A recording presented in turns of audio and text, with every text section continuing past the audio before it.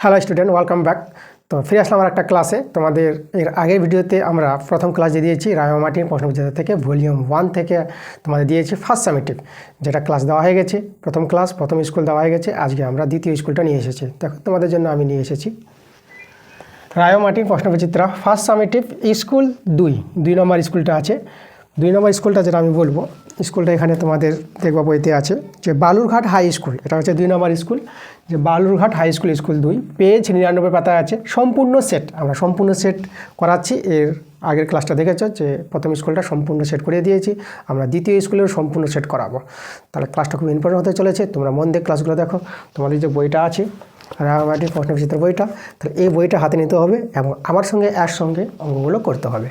তাহলে ক্লাস শুরু করার আগে যেটা বলবো, তোমাদের ভিডিওতে লাইক করে দিতে হবে এবং ভিডিওগুলো বন্ধুদের কাছে শেয়ার করে দিতে হবে। যারা নতুন আছে ওখানে কিন্তু আমার চ্যানেলটাকে যারা সাবস্ক্রাইব করেনি, তোমরা তাড়াতাড়ি করে আমার চ্যানেলটা সাবস্ক্রাইব করে নাও আমার এরকম ক্লাস পাওয়ার জন্য। তো চলো আজকের ক্লাসের অঙ্কগুলো আমরা দেখে নেব।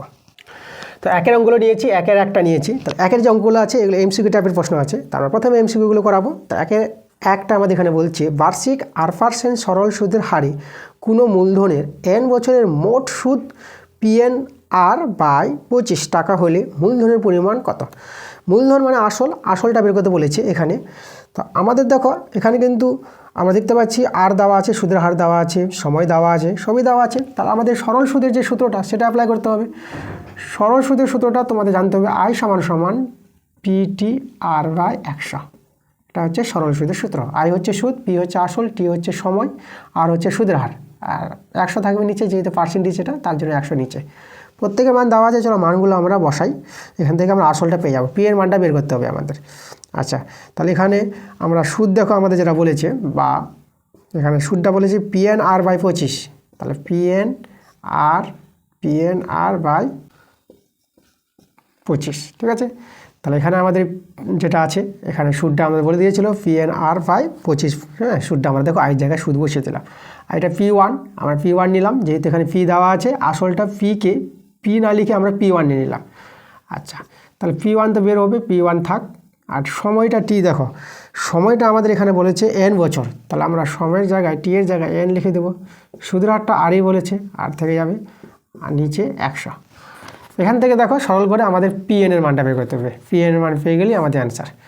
তো দেখো আমরা কি কাটাকাটি করতে পারছি, n আর কেটে দাও, 25 × 25, 25 × 4 = 100। তাহলে দেখো আমরা PNটা যদি বর্গমূল করে দিই, তাহলে P1, ঠিক আছে, এই যে P1, ঠিক আছে, যেটা আমাদের আসল। P1টা কত হবে, এই যে 4P, এটা হয়ে যাবে আমাদের 4P। তাহলে 4P আমাদের অ্যান্সার। আসল বের করতে বলেছিল। অতএব যদি আমরা বলি আসল আমরা কত পেলাম, আসলটা পেয়ে গেলাম 4P। দেখো 4P আমাদের কত নম্বর অপশানে আছে, B নম্বর অপশানে আছে। তাহলে অ্যান্সার আমাদের B নম্বর। একের দুয়েরটা করাবো। তো একের দুয়েরটা করার আগে যেটা আমি বলবো, আগের ক্লাসটা যেটা দিলাম প্রথম স্কুলটা যে দেওয়া হয়ে গেছে, দেখবা যে আওয়াজটা তোমাদের ঠিকঠাক যায়নি। কারণ যে আওয়াজটা এই জন্য তোমরা ভালোভাবে শুনতে পাচ্ছ না। আমার যেভাবে ভিডিওগুলি, যে আজকের যে ভিডিওতে ক্লাসটাতে তোমরা যেভাবে আওয়াজ পাচ্ছ, সেভাবে আওয়াজটা যায়নি। কারণ মাইকটা যে আমাদের কানেকশানটা হয়নি, কানেকশানটা লাগাতে গিয়ে একটু মিস্টেক হয়েছে বলে মাইকের আওয়াজটা হয়নি। তো যাই হোক, আওয়াজটা একটু কম যাবে। হ্যাঁ, তো তোমরা এক কাজ করবা, যে ভলিউমটা একটু বাড়িয়ে দিয়ে তোমরা কিন্তু ক্লাসটা দেখবা, তখনই আওয়াজটা পাওয়া। তো যাই হোক, আমি মাইকের কানেকশানটা ঠিকঠাক হয়নি বলে আজকে কিন্তু ঠিকঠাক আছে। দেখো মাইকের আওয়াজ তোমরা পাচ্ছ, কোনো অসুবিধা নাই। তো সেটা আমি বলে দিলাম তোমাদের, একটু ভলিউমটা বাড়িয়ে নেবা। তো চলো আজকের আমরা দুয়ের প্রশ্নটা যেটা করাবো। তো আজকের দুয়ের প্রশ্নটা বলছে আমাদের, একটি গ্রামের বর্তমান জনসংখ্যা P এবং প্রতি বছর জনসংখ্যা বৃদ্ধির হার 2% হলে n বছর পর জনসংখ্যা কত হবে? n বছর পর জনসংখ্যা বের করতে বলেছে। আচ্ছা, n বছর পর জনসংখ্যা পাওয়ার, দেখো সমাহার বৃদ্ধি একটা অঙ্ক আছে। তো আমরা লিখবো n বছর পর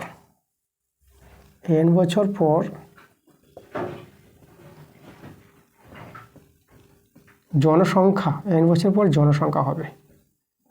তাহলে n বছর পর জনসংখ্যা হবে, তার সূত্রটা তোমাদের যেটা জানতে হবে, যে বর্তমান জনসংখ্যা যেটা ছিল, তাহলে বর্তমান জনসংখ্যা এখানে কত বলেছে, জনসংখ্যা P বলেছে। তাহলে P × 1 হবে এখানে দেখো হ্রাস না বৃদ্ধি বলেছে। এখানে জনসংখ্যা আমাদের যেটা বলেছে বৃদ্ধি বলেছে, জনসংখ্যা বৃদ্ধির হার। তাহলে বৃদ্ধি পেয়েছে মানে এখানে প্লাস হবে, যদি হ্রাস বলতো তার মাইনাস হতে এই জায়গায়। আর কত বলেছে এখানে, বৃদ্ধির হারটা 2%, মানে 2R, আর নিচে হবে আমাদের 100, ঠিক আছে। আর এখানে হবে আমাদের সময়টা কত বছর, এখানে n বছর সময়। তাহলে এখানে আমরা n দিয়ে দেবো। পাস। এই হলো আমাদের কিন্তু সূত্রটা, এটা তোমাদের মনে রাখতে হবে। সমাহার বৃদ্ধির যে অঙ্কগুলো আছে এভাবে হবে, n বছর পর জনসংখ্যা কত হবে, এত হবে, এতজন হবে আমাদের। যেটাকে সলভ করবো আমরা অপশান মিলাবো, P1 প্লাস এখানে কাটাকাটি করো, এটা তোমার 50 পেয়ে যাবে, তাহলে R/50 whole to the power n, এতজন। তা দেখো তো এই মানটা আমাদের কত নম্বর অপশানে মিলছে, আমরা দেখতে পাচ্ছি বি নাম্বার অপশানে মিলছে, তাহলে অ্যান্সারটা আমরা বি বলে দেবো। 3 অঙ্কটা দেখো আমাদের দেওয়া আছে x² সমান 6, যদি এটা আমাদের দেওয়া আছে সমীকরণটা, তাহলে আমাদের যদি এটা হয় সমীকরণটির বীজ এবং বীজদ্বয় বের করতে বলেছে, এই যে সমীকরণটা আছে। তা দেখো আমরা কীভাবে বের করবো বীজ, অনেকে ভাবছে যে এটা আমরা কাটাকাটি করে নেবো, এখানে x চলে আসবে, x এর মান 6, তা 6 বলে তোমরা বি নাম্বার দিয়ে দিবা, না সেভাবে কিন্তু হবে না। বি নাম্বার যদি অ্যান্সারে থাকে বি নাম্বার, তার বি নাম্বার অ্যান্সার হবে না। দেখো কীভাবে অ্যান্সারটা হবে, এখানে তোমরা বর্গমূল করে নেবা, x² সমান 6x। দীঘার সমীকরণ আছে, দীঘার সমীকরণে দুটো বীজ বের হবে, তার দেখো দুটো বীজ এখান থেকে বের করতে হবে। তার জন্য আমরা দীঘার সমীকরণে সাজাবো, বা দিকে নিয়ে চলে আসলাম। এবার এখান থেকে x কমন নিয়ে নাও, আমরা ফ্যাক্টর করব, x - 6 = 0। এবার হয় অথবা দিয়ে আমরা মান বের হবে x এর দুটো মান, তাহলে হয় x = 0 আর অথবা x - 6 = 0। তাহলে অতএব এখান থেকে x এর মান কত পেয়ে যাবো, 6 পেয়ে যাবো। দেখো x এর মান কিন্তু আমরা দুটো পেলাম, 0,6, ঠিক আছে। একটা মান হবে না, অপশান যদি বি নাম্বার থাকে তাহলে অপশানটা বি নাম্বার হবে না আমাদের, তাহলে এখানে দুটো মান দেখো আমাদের সি নাম্বারে মিলছে, 0,6 কথা আছে সি নাম্বারে, তাহলে সি নাম্বার আমাদের অ্যান্সারটা হবে। দেখো অ্যান্সার দেখে তোমরা অনেকে কমেন্ট করে দাও, কমেন্ট করেছে আমাকে যে অ্যান্সার দেখে স্যার অ্যান্সারটা মিলেনি বলে অঙ্কটা ভুল। না, অঙ্কটা শুধু অ্যান্সার দেখে মিলেনি বলে ওটাকে ভুল বলবো না, তোমরা অঙ্কটা দেখো, অঙ্কটা যদি সরলটা কথা মিস্টেক হতে পারে, যোগ বিয়োগ সেটা তোমরা বলতে পারো, কমেন্টে জানাতে পারো, কিন্তু অঙ্ক আমাদের সরল ঠিক আছে, নিয়ম ঠিক আছে, তাহলে আমাদের অ্যান্সার যেটা আসবে, ঠিক আছে, অপশানে আমরা সেটাই দেবো। এখানে সি দেবো, অ্যান্সারটা বি হবে না, বি যদি আমাদের অপশানে থাকে তাহলে বি অ্যান্সার হবে না, অ্যান্সারটা আমাদের হবে সি নাম্বার অপশানটা। 4 প্রশ্নটা দেখো আমাদের দেওয়া আছে 2a = 3b = 4c, যদি এটা হয়, এটা দেওয়া আছে, তাহলে আমাদের a/b * c এর মান বের করতে বলেছে। আচ্ছা দেখো এখান থেকে আমরা বের করে নেব a/b * c এর মানটা বের করবো। এটাকে কে ধরে অনেকে করে, তা আমি কে ধরে করবো না, তাই না। তো দেখো আমরা কীভাবে করছি, আমরা এভাবে করবো, দেখো a সমান এই যে 2টাকে 1/2 করে দাও, কারণ এটা সলভ করলে তোমরা দেখো 1/2 তো উল্টি আবার 2a হয়ে যাবে, এটাকে সলভ করে আবার এটাই ফিরে পাবা, তো এভাবে করতে পারবো। এখানে b আছে, তার নিচে আমরা 1/3 করে দিলাম, 3 আছে না 1/3, এখানে আমরা সিটা রাখবো, তারপরে সি রাখলাম আর 4টাকে 1/4 লিখে দিলাম, ঠিক আছে। এদের সলভ করে কিন্তু এটাই ফিরে পাবো, কে ধরে করবো না, কে ধরে করা যায়, এটা খুব সুবিধা হবে আমাদের, তাড়াতাড়ি মানটা পেয়ে যাবো। এবার এখানে মানগুলো বসিয়ে দাও, দেখো এর জায়গায় আমরা 1/2 বসাতে পারবো, তাহলে এর জায়গায় 1/2 বসালাম h2, বি এর জায়গায় 1/3 h2, আর সি এর জায়গায় 1/4 বসিয়ে দাও। দেখো খুব তাড়াতাড়ি হয়ে যাবে অঙ্কটা, এভাবে করবা তোমরা। এখন এই ভগ্নাংশ অনুপাতকে পূর্ণসংখ্যা অনুপাতে করে নাও, তার জন্য হরগুলোকে লসাগু করো, 2, 3 আর 4 লসাগু 12 পাবা, তার 12 দিয়ে সবাইকে গুণ করতে হয়, তাহলে এই যে 12 দিয়ে গুণ করবো, এটাকেও আমরা 12 দিয়ে গুণ করবো h2, আর এটাকেও 12 দিয়ে গুণ করবো, এই যে আমরা 12 দিয়ে গুণ করবো, এখানে আমাদের 12 হবে, তাই না। তোমরা জানো লসাগু যে 2, 3, 4 লসাগু করবো 12 পেয়ে যাবা। 12টা কী করে হয় আমি একটু বলি তোমাদের, এদের লসাগু 12 আমি মুখোমুখি কী করে বললাম। দেখো একমাত্র ছোট সংখ্যা যে কে আছে, যে 2 দিয়ে ভাগ যাবে, 3 দিয়ে ভাগ যাবে, 4 দিয়ে ভাগ যাবে, ছোট সংখ্যা, বড় সংখ্যা তো যাবে, ছোট সংখ্যা সবচেয়ে ছোট সংখ্যা সেটা হবে 12, একমাত্র 12 আছে যে 3টা সংখ্যা দিয়ে 12কে ভাগ যাবে, তার জন্য 12টাই লসাগু। এভাবে আমরা মুখোমুখি লসাগুটা করে নিই, ঠিক আছে। তো চলো এদের সলভ করে নিই, 12 দিয়ে সবাইকে গুণ করেছি, এখানে কাটাকাটি করলে 6, এখানে 4 পাবা, আর এখানে কাটাকাটি করে তো বাবা এটা পেয়ে যাবা 3 পেয়ে যাবা, তো 6 * 4 এটা হয়ে যাবে 3, তাহলে এটাই আমাদের অ্যান্সার। h2 b/2 c বের করতে বলেছিল, আমরা পেলাম 6h2 4h2 3। তো দেখো এটা আমাদের কত নম্বর অপশানে মিলেছে, আমাদের এটা ডি নম্বর অপশানে মিলেছে, তাহলে অ্যান্সার আমাদের ডি নম্বর।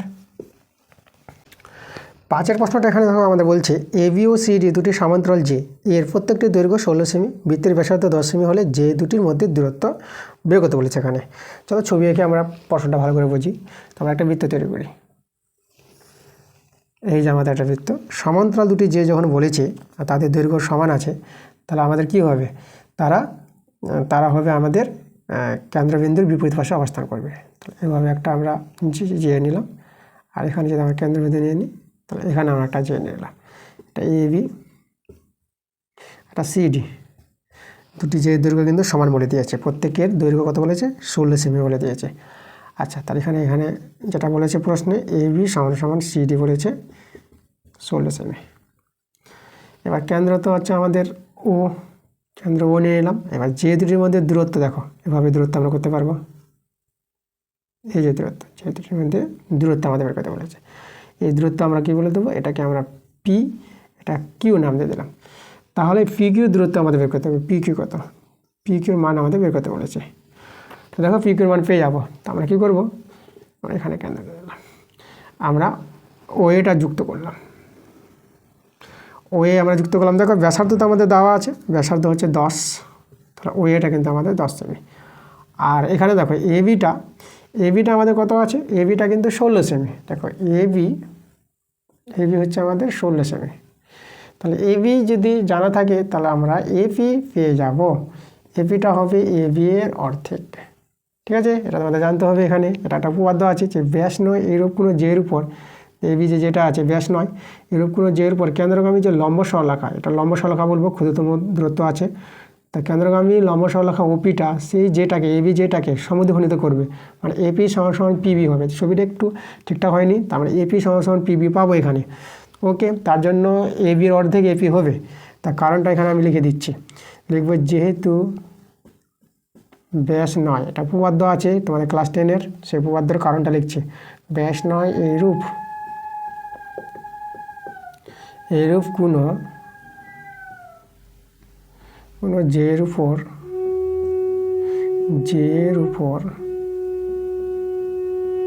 ব্যাস নয় এইরূপ কোনো জের উপর কেন্দ্রগামী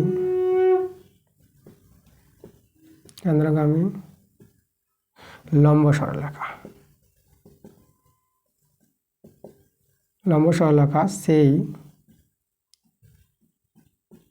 সেই যেটিকে সমদ্বিখণ্ডিত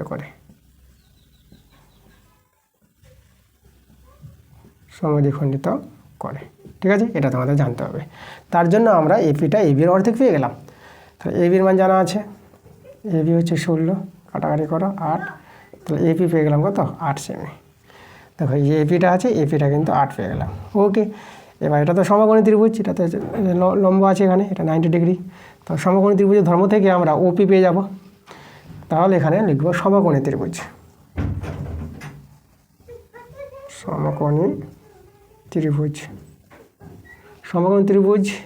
এওপি থেকে। তাহলে দেখো এখানে আমাদের অতিভুজ হচ্ছে কে, ওএ। তাহলে ওএ স্কোয়ার সমান AP square plus OP square. ওয়ের মান আমাদের জানা আছে, ওয়ের মান হচ্ছে 10, তার স্কোয়ার সমান এপির মান জানা আছে, এটা 8 স্কোয়ার। আর ওপিটা আমাদের বের হবে ওপি স্কোয়ার। তাহলে এখান থেকে আমরা ওপি স্কোয়ার পেয়ে যাব। দেখো 10-এর স্কোয়ার কত হয়, 100, আর 8 স্কোয়ার এদিকে চলে আসবে, এটা মাইনাস হয়ে যাবে, 8 স্কোয়ার 64। আচ্ছা, এখানে সরল করো, এটা আমরা পেয়ে যাবো 36। তাহলে অতএব ওপি কত পেয়ে যাবো, বর্গমূল 6, তাহলে ওপি 6 পেয়ে গেলাম। যেভাবে এটা পেলাম একইভাবে কিন্তু আমরা ওকিউ পেয়ে যাবো, কারণ আমাদের যে দুটো কিন্তু আমাদের কি আছে, সমান আছে, তাই না, যে দুটো দৈর্ঘ্য সমান। তাহলে এখানে বলবো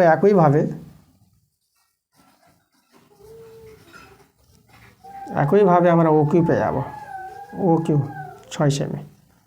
ঠিক আছে, ওপি 6 সেমি আর ওকিউ 6 সেমি। তাহলে অতএব আমাদের দরকার পিকিউ কত পাবো, ওপি প্লাস ওকিউ, ওপি 6 ওকিউ 6 সেমি। তাহলে দেখো আমরা পেয়ে গেলাম 12 সেমি। তাহলে যে বলেছিল যে দুটির মধ্যে দূরত্ব কত, তাহলে যে দুটির মধ্যে দূরত্ব আমরা পেয়ে গেলাম 12 সেমি। দেখো 12 সেমি কত নম্বর অপশানে আছে আমাদের, তাহলে 12 সেমি অপশানটা আছে এ নাম্বারে। তাহলে অ্যান্সার আমরা এ নাম্বার পেয়ে গেলাম। এবার 1-6 প্রশ্নটা দেখো, আমাদের বলছে এখানে পাশের চিত্রে, ছবি আমাদের দেওয়া আছে, চিত্রটা প্রশ্নে দেওয়া আছে চিত্র। পাশের চিত্রে ও বৃত্তের কেন্দ্র এবং এবি ব্যাস, এবিটা হচ্ছে ব্যাস, আর এবং সিডি সমান্তরাল, এবি সমান্তরাল সিডি, এই দুটো বহু সমান্তরাল আছে। এবং এবিসি 25 ডিগ্রি বলেছে। দেখো এবিসি মানে এই কোণটা আমাদের বলেছে, দেখো এবিসি, তাহলে এই কোণটা কত বলেছে, 25 ডিগ্রি। তাহলে এটা আমাদের দেওয়া আছে 25 ডিগ্রি। তাহলে আমাদের কার মান কত বলেছে, সিইডি,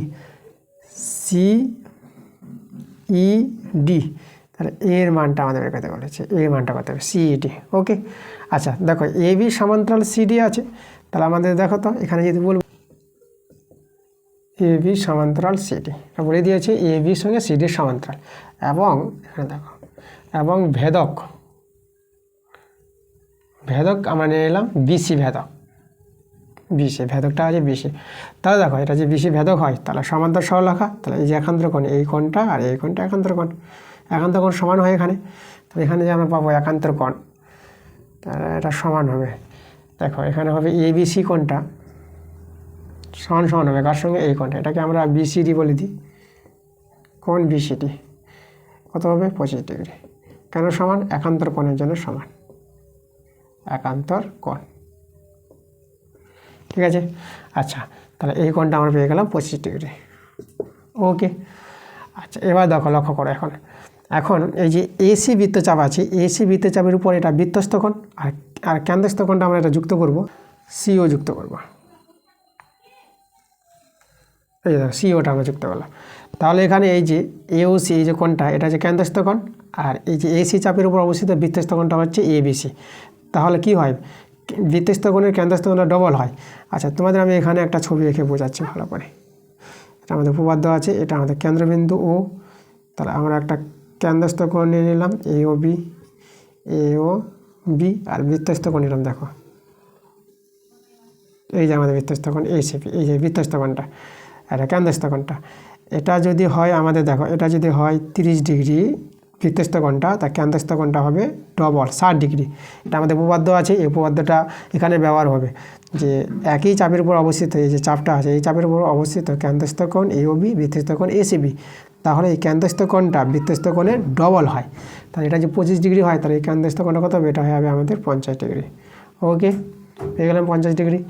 এবার দেখো এখানে এই যে বিডি চাপটা আছে, তো বিডি চাপের উপর অবস্থিত বৃত্তস্থ কোণটা আছে বিসিডি, এটা বৃত্তস্থ কোণ, আর কেন্দ্রস্থ কোণটা আমরা এখানে যে যোগ করি ওডি, তাহলে ওডি আমরা যোগ করে নেব, দেখো আচ্ছা এই ওটা আমরা পরে করে দেবো, তাহলে ওডি যোগ করি, এই যে ওডি, তাহলে কেন্দ্রস্থ কোণটা হবে এটা বৃত্তস্থ কোণ, এই চাপের উপর অবস্থিত বিডি চাপের উপর অবস্থিত বৃত্তস্থ কোণ এটা বিসিডি, আর কেন্দ্রস্থ কোণ হয়ে যাবে এই চাপেরই হয়ে যাবে আমাদের বিওডি। তাহলে এটা 25 ডিগ্রি হলে ডবল হবে এটা, তাহলে এটা হবে আমাদের 50 ডিগ্রি। আচ্ছা এবি তো সরলরেখা, তাহলে এবি যদি সরলরেখা হয় তাহলে এই কোণটা আমরা পেয়ে যাবো, পুরো এবি সরলরেখার মানে 180 ডিগ্রি, তাই না? তাহলে আমরা এখানে দেখো এই যে সিওডি, তাহলে সিওডি কোণটা আমরা কত পাবো, দেখো 180 ডিগ্রি থেকে 50 বাদ দিয়ে দেবো, তাহলে এই যে আমরা দেখো এখানে আমরা সিওডি পাবো 180 ডিগ্রি থেকে 50 ডিগ্রি যোগ 50 ডিগ্রি, এটা বাদ দিব, তাহলে 180 ডিগ্রি মাইনাস এটা যোগ করে হবে 100 ডিগ্রি, তাহলে এটা দেখো আমরা পেয়ে যাবো 80 ডিগ্রি। সিওডি যে কোণটা, এই কোণটা আমরা পেয়ে গেলাম 80 ডিগ্রি। ওকে, এবার দেখো এই সিডি চাপের উপর অবস্থিত কেন্দ্রস্থ কোণটা সিওডি, আর বৃত্তস্থ কোণটা হয়ে গেল সিডি। তাহলে দেখো, তাহলে আমরা এখানে কি বলে দেবো, তাহলে অতএব দিয়ে বলে দেবো যে যেহেতু আমরা জানি, যেহেতু সিওডি কত হবে, সিওডি হবে 2 কোণ সিইডি, ঠিক আছে, এটা হবে আমাদের। তোমাদের বলে দিচ্ছি যে একই চাপের উপর অবস্থিত, মানে এখানে আছে দেখো একই, কারণটা তোমাদের লিখে দিই, একই চাপের উপর অবস্থিত কেন্দ্রস্থ কোণ বৃত্তস্থ কোণের দ্বিগুণ হয়, ঠিক আছে। এই উপপাদ্য, এটা তো তোমাদের ক্লাস 10 উপপাদ্য আছে, এই উপপাদ্যটা ব্যবহার করেই কিন্তু আমাদের অঙ্কটা হচ্ছে। তাহলে আমরা পেয়ে গেলাম, দেখো তাহলে এখানে আমাদের কার মানা দরকার, আমাদের দরকার কোণ সিডি, এর মানটা বের করতে বলেছে, এটা হাফ কোণ সিওডিতে আমরা বের করলাম, কত বের করলাম 80 ডিগ্রি, কাটাকাটি করে নাও, তাহলে পেয়ে গেলাম দেখো সিইডি কত পেয়ে গেলাম 40 ডিগ্রি। তাহলে সিইডি যে মানটা বের করতে বলেছিল সিইডি পেয়ে গেলাম 40 ডিগ্রি, কত অপশনে আছে ডি নাম্বার, তাহলে অ্যান্সার আমরা ডি নাম্বার পেলাম। এবার 2 অঙ্কগুলো করাবো, 2 অঙ্কগুলো এখানে 2 মার্কের অঙ্ক আছে, এসিকিউ অঙ্কগুলো আছে, তা তোমরা এক একটা প্রশ্নের জন্য 2 নম্বর করে পেয়ে যাবা। 2 এর এক একটা আমরা করাবো প্রথমে, চলো দেখো 2 এর এক একটা বলছে বার্ষিক সরল সুদের হার 4% থেকে 3.1/4% হওয়ায় বিজয়বাবুর বার্ষিক আয় 75 টাকা কম হয়, বিজয়বাবুর মূলধন নির্ণয় করা। এখানে দেখো সুদের হারটা কমে গেছে, তাই না? তাহলে সুদের হার কমে কত হয় সেটা বের করবো। তাহলে লিখব সুদের হার কমে হয়। 4% ছিল প্রথমে, 4% থেকে কত কমে গেছে, 3.1/4%, এতটা কমে গেছে। দেখো এটা কমে কত হচ্ছে, তাহলে এটা 4 মাইনাস 4 3 12, 12 আর 1 13, 13/4%। ভগ্নাংশে যোগবিয়োগ করলে লসাগু 4, 4 4 16 মাইনাস 13%, তাহলে এটা পেয়ে যাবো 3/4%। সুদের হারটা কমে এত হয়ে যাচ্ছে। এখন দেখো আমাদের যদি এত টাকা যদি আয় হয়, দেখো তাহলে আমরা যদি বলবো এত টাকা আয় কমলে, দেখো 3/4 টাকা আয় কমলে মূলধন হয়, মূলধন বের করতে বলেছে, মূলধন হয় 100 টাকা। ঠিক আছে, কোথা থেকে পেলাম, এটা আমরা এই যে শতকরা থেকে পেয়ে গেলাম। সুদের হার এত কমেছে মানে যদি 3/4 টাকা আয় কমলে, এত টাকা আয় কমলে মূলধন কত হবে, 100 টাকা। শতকরা থেকে আমরা লিখতে পারবো এটা।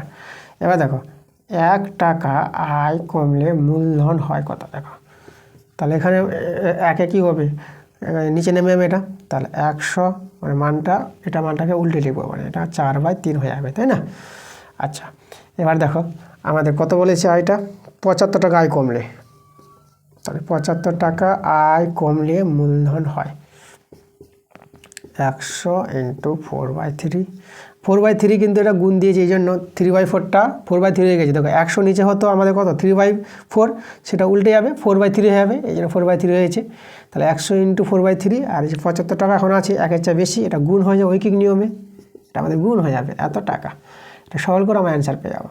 তাহলে এটা হয়ে যাবে, দেখো এটা 3 2 6, আর এটা হলো 1 3 5 15, 25 পেয়ে গেলাম।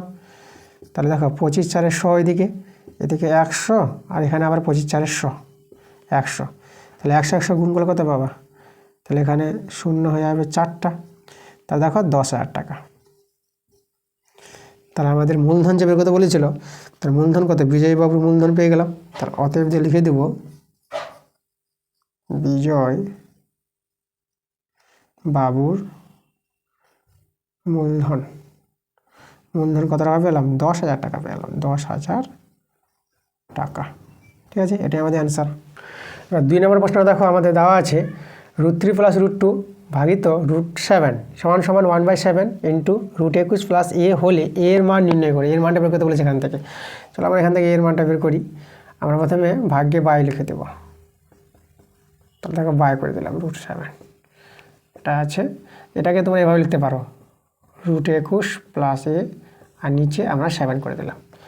আচ্ছা, এখানে আমরা হর কম্বিনেশন করি, বা তা দেখো √7 √3 + √2 আর √7 × √7 হর কম্বিনেশন। দেখো হর থেকে আমরা করণী সরাবো, মানে এই যে রুট ওভারটা আছে কি করণী বলা হয়, দ্বিঘাত করণী চ্যাপ্টার অঙ্ক আছে। তাই যে করণীটা যদি সরায়, রুট ওভারটা সরায়, তার জন্য আমরা কী করবো, √7 আছে, √7 দিয়ে গুণ করতে হবে উপর নিচ, তা √7 দিয়ে গুণ করলে আবার এখানে গুণ করতে হবে, তাই না? আচ্ছা, তাহলে এটাকে √21 + a আর নিচে 7, তাহলে উপরে যদি গুণ করো, করণের গুণ দেখো এখানে রুটটা দিয়ে দেবো, 7 3 গুণ করে নেবা 21 হয়ে যাবে, প্লাস আর এটা এখানে 7 দিয়ে 14, এভাবে করণের গুণ করা হয়। আর নিচে পেয়ে যাবে 7, √7 গুণ করলে রুটটা উঠে যাবে, 7 থেকে যাবে। আর এখানে √21 + a আর নিচে 7, এখানে 7 7 কেটে দিতে পারো, এখানে √21 মিলে গেছে। তাহলে অতএব এর মানটা আমরা কত দেখতে পাচ্ছি, √14। তাহলে এটাই আমাদের অ্যান্সার, এর মান বের করতে বলেছিল, পেয়ে গেলাম অ্যান্সার আমরা। 2 3 প্রশ্নটা দেখো আমাদের এখানে পাশের চিত্র আমাদের দেওয়া আছে, পাশের চিত্রে বলেছে BAD 60 ডিগ্রি বলেছে, দেখো BA, ঠিক আছে, এই যে BAD এই কোণটা 60 ডিগ্রি বলেছে। আর ABC কোণ, ABC দেখো ABC এই কোণটা 80 ডিগ্রি বলে দিয়েছে। হলে কোণ DPC এই কোণের মানটা বের করতে বলেছে, DPC। আর BQC এই কোণের মানটা বের করতে বলেছে, ঠিক আছে। তো চলো আমরা এই দুটো কোণের মান আমরা বের করছি। তা লক্ষ্য করো এখানে ত্রিভুজ যে আছে APB, এই ত্রিভুজের দুটি কোণ তো দেওয়া আছে, তাহলে 3 নম্বর কোণটা পেয়ে যাবো, তাহলে সহজে আমরা একটা কোণ পেয়ে যাচ্ছি। তাহলে আমরা লিখব ত্রিভুজ APB এর এখান থেকে কী পাবো আমরা আমরা কোনটা পেয়ে যাব, এই যে বের করতে বলেছে এপিবি বের করবো আগে। এপিবি, এই যে এপিবি মানে ডিপিসি যেটা সেই কোণটা হচ্ছে আমাদের এপিবি। তখন আমরা বলবো যদি ত্রিভুজটা ধরেছি এপিবি এই কোণের মানটা দরকার, তাহলে কি করে পাবো ত্রিভুজের ধর্ম থেকে 180 ডিগ্রি থেকে যে দুটো কোণের মান জানা আছে ত্রিভুজের, তাহলে আমরা দেখো এখানে 60 ডিগ্রি প্লাস 80 ডিগ্রি, তাই তো। এই যে এপিবি ত্রিভুজের দুটো কোণ জানা আছে, এই কোণটা পাওয়ার নিয়ম এটাই, 180 ডিগ্রি থেকে এই দুটো কোণের যোগফলটা বাদ দেবো, তাহলে 180 ডিগ্রি মাইনাস, তাহলে এদের যোগফল কত হবে, এটা হবে দেখো 8 × 6 = 14, 140 ডিগ্রি। তাহলে এটা আমরা বিয়োগ করে পেয়ে যাবো 40 ডিগ্রি। তাহলে দেখো আমাদের একটা অ্যান্সার হয়ে গেছে। অতএব দেখো এপিবি কোণটাকে আমরা ডিপিসি বলে দিচ্ছি, কোণ ডিপিসি, এটাতে বের করতে বলেছিল কত 40 ডিগ্রি, একটা অ্যান্সার আমাদের হয়ে গেল। এবার বের করবো আমরা বিকিউসি। আচ্ছা তোমরা লক্ষ্য করো, এখন আমরা এ কিউ ডি বা এডি কিউ এই যে ত্রিভুজটা আছে, এই ত্রিভুজের আমরা যদি এই দুটো একটা কোণ আর এই কোণটা যদি আমরা বের করে পেয়ে যাই, তাহলে 3 নম্বর কোণটা পেয়ে যাবো। তাহলে এই কোণটা আমরা পেয়ে যাবো, বৃত্তস্থ চতুর্ভুজ আছে এ বি সি ডি, বৃত্তস্থ চতুর্ভুজ বলেছে, তাহলে বৃত্তস্থ চতুর্ভুজের ধর্ম আছে বিপরীত কোণগুলি পরস্পর সম্পূরক হয়, একজন জানা তাহলে একজন পেয়ে যাবো। তাহলে এখানে দেখো আমরা লিখব যেহেতু এ বি সি ডি একটি বৃত্তস্থ চতুর্ভুজ, তাহলে এবিসিডি একটি বৃত্তস্থ চতুর্ভুজের জন্য আমরা এই দুটো কোণের যোগফলটা আমরা দেখাবো। দেখো তাহলে এই কোণটা যদি আমরা বলি, এই কোণের নাম আমরা কি বলবো, তাহলে এই কোণটা আমরা এডিসি বলি, তাহলে কোণ এডিসি, ঠিক আছে, প্লাস এবার এই কোণটা এটাকে এবিসি বলবো, কোণ এবিসি সমান সমান 180 ডিগ্রি, মানে বিপরীত কোণগুলি পরস্পর সম্পূরক হয়, মানে 180 ডিগ্রি হবে। এটা তো আমাদের জানতে হবে, এটা আমাদের একটা উপপাদ্য আছে। আচ্ছা তাহলে দেখো এই কোণের মানটা দরকার, এটা তো আমাদের জানাই আছে এবিসিটা, তাহলে কোণ এডিসি, ঠিক আছে, এটা আমাদের ডি আছে, আর এর মানটা আছে কত 80 ডিগ্রি, কোণ এডিসি, এবং এটা তো এদিকে বিয়োগ হবে, তাহলে বিয়োগ হয়ে তোমরা পেয়ে যাবা 100 ডিগ্রি। তাহলে এই কোণটা দেখো পেয়ে গেলাম 100, এডিসি কোণটা, তাহলে এটা হয়ে গেল আমাদের 100 ডিগ্রি। ওকে, এবার দেখো আমরা এখন এটা কোণ পেয়ে যাবো, যে কোণটা আমাদের বের করতে বলেছে, যেহেতু এটা একটা ত্রিভুজ আছে এ ডি কিউ। তাহলে আমরা কোথায় করব, আমরা এখানে দেখাই, এই জায়গায় দেখাচ্ছি ত্রিভুজ আমরা বলবো এ ডি কিউ এর, এই ত্রিভুজের কোন কোণটা দরকার আমাদের, দরকার এ কিউ ডি, তাই না, এই কোণটা আমরা বের করছি। তাহলে 180 ডিগ্রি থেকে আমরা এই দুটো কোণের যোগফল বাদ দেবো, 60 ডিগ্রি আর 100 ডিগ্রি, তাহলে 60 ডিগ্রি যোগ 100 ডিগ্রি, তাহলে 180 ডিগ্রি মাইনাস এটা যোগ করে পেয়ে যাবো 160 ডিগ্রি। তাহলে এটা যদি আমরা বিয়োগ করি তাহলে দেখা কত হবে, আমরা পেয়ে যাবো এটা 0 ডিগ্রি, এটা 6 কত হলে 8, এটা 2, 20 ডিগ্রি পেয়ে যাবো। দেখো এ কিউ ডি 20 ডিগ্রি এই কোণটা আমরা, আচ্ছা এ কিউ ডি কোণটাকে আমরা বলবো বি কিউ সি, যেহেতু নামটা আমাদের বি কিউ সি বলেছে। তাহলে দেখো আমরা এই যে এ কিউ ডিকে বলবো কোণ বি কিউ সি, কত পেলাম 20 ডিগ্রি, ব্যাস এটা আমাদের অ্যান্সার। দেখো আমরা অ্যান্সার পেয়ে গেছি। 4 প্রশ্নটা দেখো আমাদের পাশের চিত্র দেওয়া আছে, এই চিত্র থেকে বলছে ও কেন্দ্রীয় বৃত্তের, এই যে ও কেন্দ্রীয় বৃত্তের আমাদের কি বলেছে, ওপিটা এ বির উপর লম্ব বলে দিয়েছে এখানে, আর এখানে বলেছে এ বিটা 6 সেমি, এ বি আমাদের এখানে দেওয়া আছে এ বি 6 সেমি, ঠিক আছে। আচ্ছা তারপর আমাদের পিসি, এই যে পিসিটা এটা আমাদের কত দেওয়া আছে, পিসিটা আমাদের দেওয়া আছে 2, আর কিছু নাই, আমাদের বলেছে বৃত্তের ব্যাসার্ধের দৈর্ঘ্য, বৃত্তের ব্যাসার্ধ আমাদের বের করতে বলেছে। দেখো বৃত্তের ব্যাসার্ধ বলতে আমরা যদি ও এ যোগ করি, এই যে দেখো তাহলে ও এটা হচ্ছে বৃত্তের ব্যাসার্ধ, তাহলে ও এর মানটা পেয়ে গেলেই আমরা পেয়ে যাব বৃত্তের ব্যাসার্ধ। দেখো আমরা বৃত্তের ব্যাসার্ধ কী করে পাবো, আমরা দেখো এ বি যখন দেওয়া আছে আমরা এপি কিন্তু পেয়ে যাব। আচ্ছা আমাদের যে এপিটা হবে, তাহলে এপিটা হবে হাফ এপি, ঠিক আছে, কারণটা আমি বললাম তোমাদের, একটা আগের অঙ্কে ছিল যে ব্যাস নিরূপণ জের উপর কেন্দ্রগামী লম্ব সরলরেখাটা ওপিটা সেই জেটিকে সমদ্বিখণ্ডিত করবে, মানে এপি সমান সমান পিবি হবে, তাহলে এপিটা এবির অর্ধেক হবে। তার কারণটা আমরা কি আবার লিখে দেখাবো তোমাদের, লিখবা ব্যাস নয় এরূপ কোনো জে এর উপর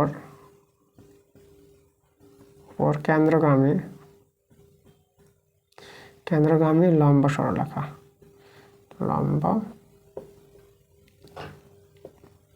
সরলরেখা সেই জেটিকে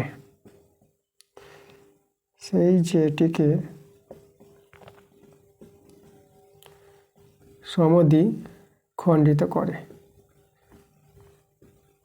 ওকে, এটা তো পদে আছে আমাদের। কি লিখলাম? ব্যাস নয় এরূপ কোনো জে এর উপর কেন্দ্রগামী লম্ব সরলরেখা সেই জেটিকে সমদ্বিখণ্ডিত করবে। তার জন্য আমরা এপিটা এবির অর্ধেক হয়ে গেল। এখানে আমাদের দেখো এবির মান জানা আছে 6, 2 3 6, তাহলে এপি পেয়ে গেলাম 3 সেমি। তাহলে এই যে এপিটা দেখো, এটা কত পেয়ে গেলাম আমরা? 3 সেমি পেয়ে গেলাম। আচ্ছা, এবার দেখো আমাদের ব্যাসার্ধ চাই, ওএ চাই। তাহলে আমাদের এই যে ওপিটা আমরা কি করব? দেখো এখানে ওএকে যদি আমরা এক্স ধরে নিই, তাহলে এখানে দেখো ধরি ওএটা যদি এক্স হয়, তাই না? তাহলে এখানে ওসিটা দেবে একই। তাহলে ওসিটা আমাদের ব্যাসার্ধ, আমাদের এখানে ওসিটা কত হবে? এক্সই হবে। কারণ এখানে দেখো আমরা এখানে বলবো পাশে, যেহেতু ওএ সমান ওসি, একই বৃত্তের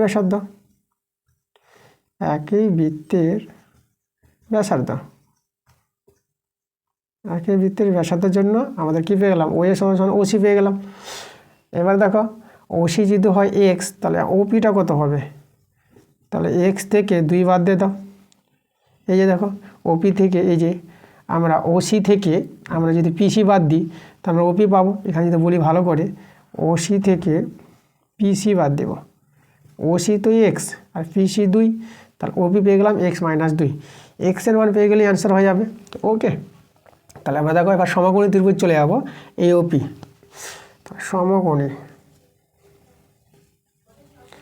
সমকোণী ত্রিভুজটা আছে এওপি থেকে, অতিভুজ হচ্ছে ওএ।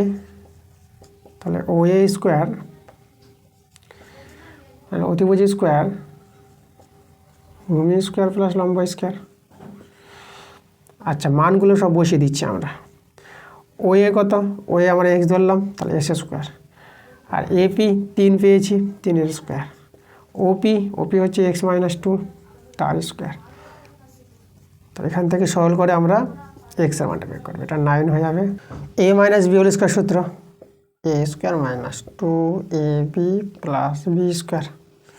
আচ্ছা দেখো এস স্কোয়ার কেটে গেল, তাহলে এদিকে কিছু নেই, মানে 0 আছে। 9 মাইনাস এটা 4x প্লাস এটা 2 স্কোয়ার 4। 4xটাকে এদিকে নিয়ে আসলাম, তাহলে এটা প্লাস 4x হয়ে যাবে। -4x ছিল, এদিকে প্লাস 4x। 9 আর 4 কত? 13। তাহলে দেখো এক্সের মান আমরা পেয়ে গেলাম কত? 13/4। এটাই তো আমাদের ব্যাসার্ধ। তাহলে অতএব বৃত্তের ব্যাসার্ধ চেয়েছিল, আমরা অতএব লিখে দেবো। অতএব কী লিখবো? অতএব বৃত্তের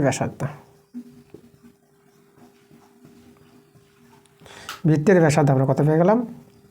13/4 সেমি। এটাই আমাদের অ্যান্সার। 2 এর 5 প্রশ্নটা দেখো, আমাদের বলছে এখানে একটি ঘনকের সমগ্র তলের ক্ষেত্রফল s বর্গ একক এবং কর্ণের দৈর্ঘ্য d একক হলে s এবং d এর মধ্যে সম্পর্ক নির্ণয় করো। আচ্ছা, ঘনকের সমগ্র তলের ক্ষেত্রফল বলেছে আর কর্ণের দৈর্ঘ্য বলেছে। তা আমরা ধরে নিব ঘনকের ধারের দৈর্ঘ্য a। আমরা লিখব ধরি ঘনকের ধারের দৈর্ঘ্য এ একক ধরে নিলাম। ধার বলতে ঘনকের প্রতিটি যে বাহু বা ধার বলতে পারো, তাই না? আচ্ছা, 12টা ধার থাকে ঘনকের। এবার আমরা ঘনকের সমগ্র তলের ক্ষেত্রফল, অতএব ঘনকের সমগ্র তলের ক্ষেত্রফল।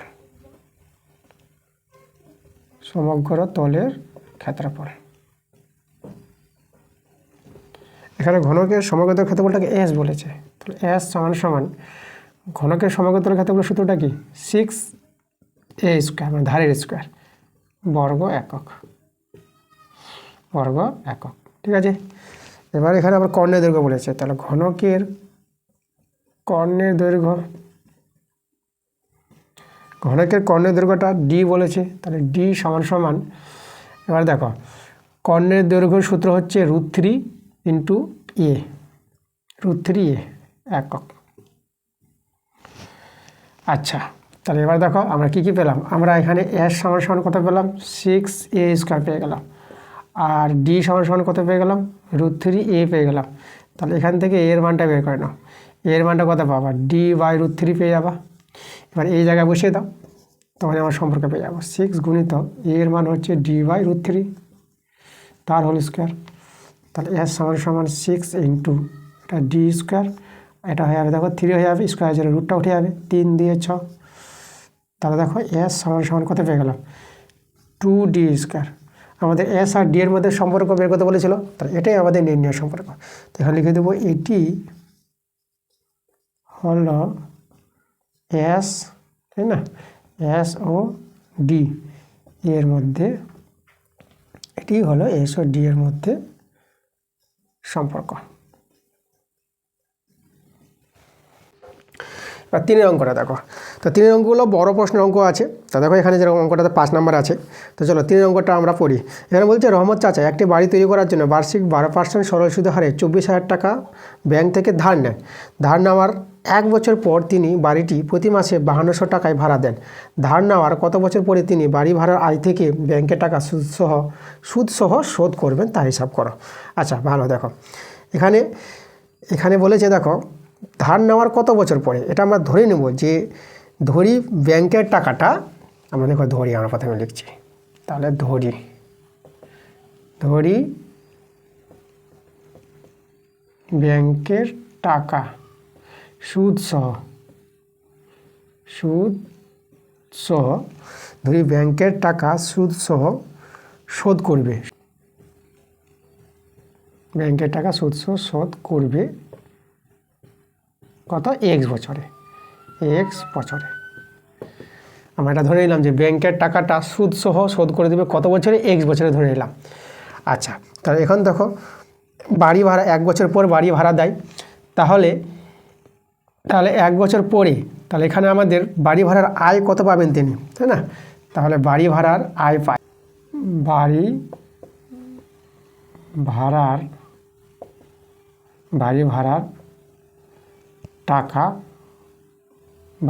টাকা পাবে।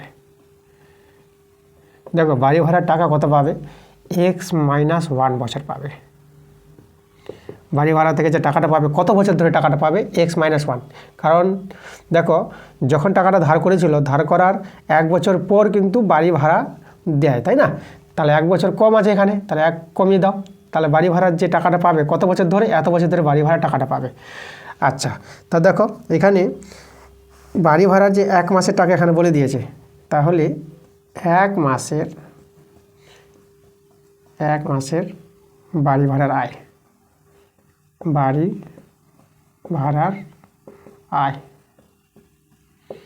কত, বাড়ি ভাড়ার আয় হচ্ছে আমাদের এখানে 5200 টাকা, 1 মাসে এত টাকা পাচ্ছে।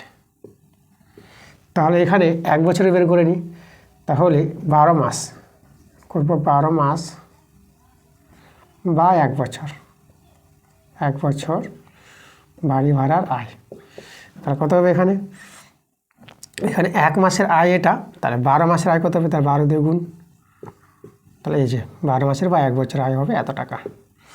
আচ্ছা, তাহলে বাড়ি ভাড়ার আয় কত বছর পাবে, এত বছর পাবে।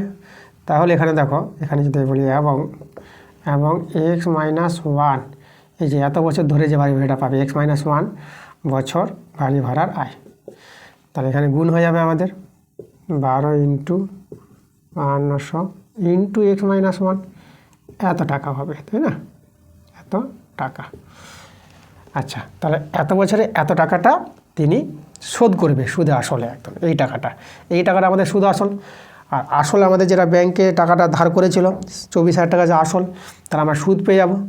তার অতএব সুদ কী করে পাবো, এই যে সুদ আসল যেটা 12 ইন্টু 5200 টু x-1, এই যে টাকাটা, ঠিক আছে, এই টাকা থেকে আমাদের মাইনাস হবে কত, এই যে 24,000,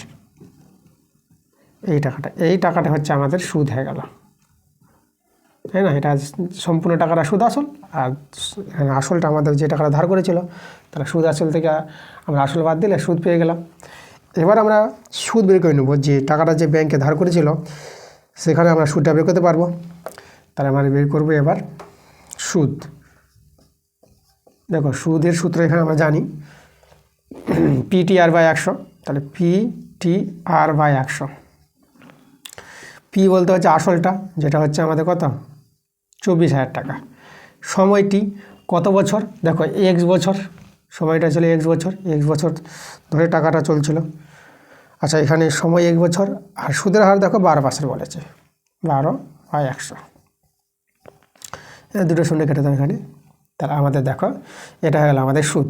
তাহলে এই সুদটা আর এই সুদটা সমান, তাহলে আমরা উভয় দিকে সমান করে নিতে পারবো। তাহলে এখানে দেখো আমরা সমান করে নিচ্ছি। তাহলে অতএব এই দেখো 12 ইন্টু 52, তাহলে 5200 ইন্টু x - 1 মাইনাস 24,000, ঠিক আছে। এটা সুদ। আবার এই সুদটা পেলাম, কত পেলাম এখানে 240 ইন্টু x ইন্টু 12।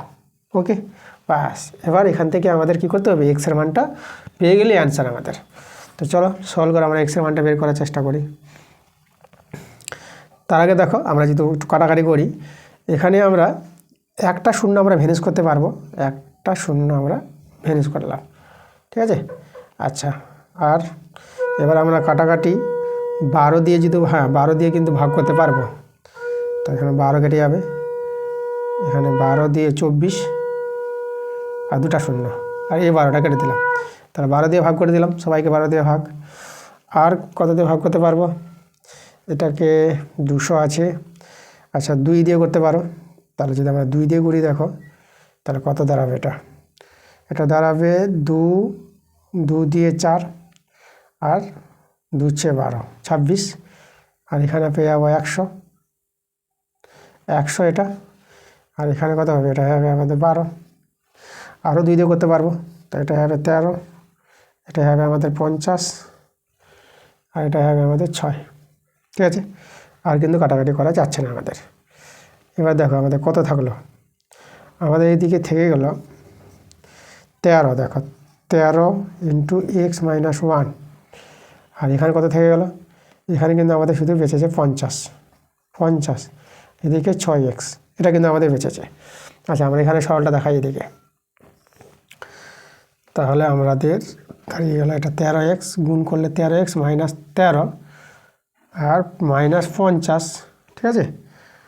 আর এদিকে আমাদের হলো কত 6x। তাহলে আমাদের দেখো, তাহলে এটা 13x, এটা আমাদের যদি এটা যোগ করে নাও তাহলে এটা কত পেয়ে যাবা, এটা পেয়ে যাবা 63, 6x।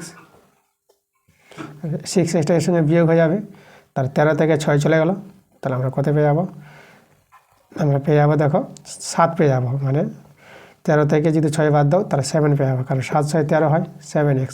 আর এদিকে 63, 7 দিয়ে কাটাকাটি করো 9 পেয়ে গেলাম। দেখো এক্সের মানটা কিন্তু আমরা পেয়ে গেলাম 9। তা দেখো অ্যান্সারটা পেয়ে গেছি। অতএব লিখে দেবো ব্যাংকের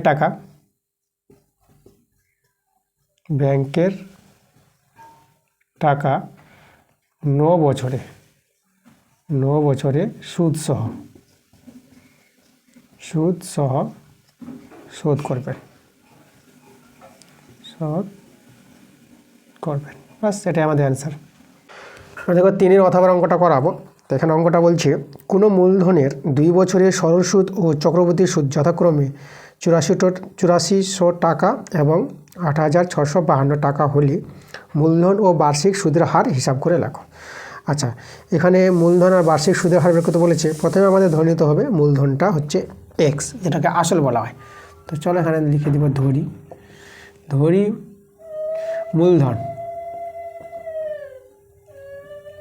মূলধনটা আমরা এক্স টাকা ধরে নিলাম এবং সুদের হারটা আমরা ধরে নেব, সুদের হারটাকে আমরা y% ধরে নিলাম, ঠিক আছে। আচ্ছা এবার দেখো আমরা এখানে সরল সুদের কথা বলেছি আর চক্রবৃদ্ধি সুদ। তাহলে সরল সুদটা প্রথমে বের করছি, তাহলে বের করবো সরল সুদ। তাহলে অতএব সরল সুদ, দেখো সরল সুদের সূত্র কি জানি আমরা, PTR/100, PTR/100 মান বসাও। আচ্ছা এখানে দেখো পি এর মান যেটা আমরা বলবো আসল মূলধন যেটা সেটা হচ্ছে এক্স, আর টি সময়টা দেখো এখানে 2 বছর বলেছে, তাহলে 2 বছর, আর সুদের হারটাকে আমরা ওয়াই ধরে নিলাম, আর নিচে হবে 100। তাহলে এটা আমাদের কত হয়ে গেল, 2xy/100। এটা আমাদের সরল সুদ। আচ্ছা, তাহলে এবার দেখো সরল সুদটা আবার এখানে বলে দিয়েছি। তাহলে আমরা এখানে এই যে সরল সুদের যেটা পেলাম 2xy/100, একে আমরা কার সঙ্গে সমান করতে পারবো, 8400 এর সঙ্গে সমান। এটাকে আমরা 1 নং নাম দিয়ে দিলাম। এবার চলে যাবো আমরা কিসে, চক্রবৃদ্ধি সুদে। তাহলে অতএব চক্রবৃদ্ধি সুদ। দেখো চক্রবৃদ্ধি সুদের যে সূত্রটা সেটা তোমাদের জানতে হবে। আগে সমূল চক্রবৃদ্ধি লিখতে হবে, p into 1 plus r/100 whole to the power n minus p. ঠিক আছে, সমূল চক্রবৃদ্ধি থেকে আসলটা বাদ দেবো, এটা চক্রবৃদ্ধি সুদ পেয়ে যাবো। মান বসাও, এখানে আসলটা হচ্ছে আমাদের এক্স, 1 প্লাস এটা তো ওয়াই, নিচে 100, সময় আমাদের 2 বলেছে, আর এখানে আমরা এক্স দিয়ে দেবো। তো এখানে আমরা সলভ করি। তাহলে এখানে দেখো আমরা কমন নিয়ে নেবো, কত এক্স কমন যদি নিয়ে নিই, আবার এটা এ প্লাস বি হোল স্কোয়ার সূত্র যদি ভেঙে দিই তাহলে এ স্কোয়ার একই হবে, প্লাস 2ab হচ্ছে এটা, প্লাস বি স্কোয়ার মানে ওয়াই স্কোয়ার বাই 100 স্কোয়ার কত হবে, 10,000, দুটো শূন্য বেড়ে যাবে। ওকে, এটা আমরা এ প্লাস বি হোল স্কোয়ার সূত্র ভাঙালাম। এখানে যদি এক্সট্রা কমন নিয়ে নিয়েছে তো -1, এই ওয়ান কেটে দাও। আচ্ছা, তা থাকলো দেখো আমাদের এটা, এখান থেকে তোমরা কত কমন নিতে পারবা, y/100 কমন নিতে পারবা। তাহলে এখানে আমরা xy দিয়ে দেবো, আর নিচে 100, আর ভিতরে কে থাকবে, তাহলে এখানে 2 থেকে যাবে, প্লাস আর এখানে থেকে যাবে y/100 থেকে যাবে। তাহলে এই হলো আমাদের চক্রবৃদ্ধি সুদ। তাহলে এটা সমান সমান আমরা লিখতে পারবো, দেখো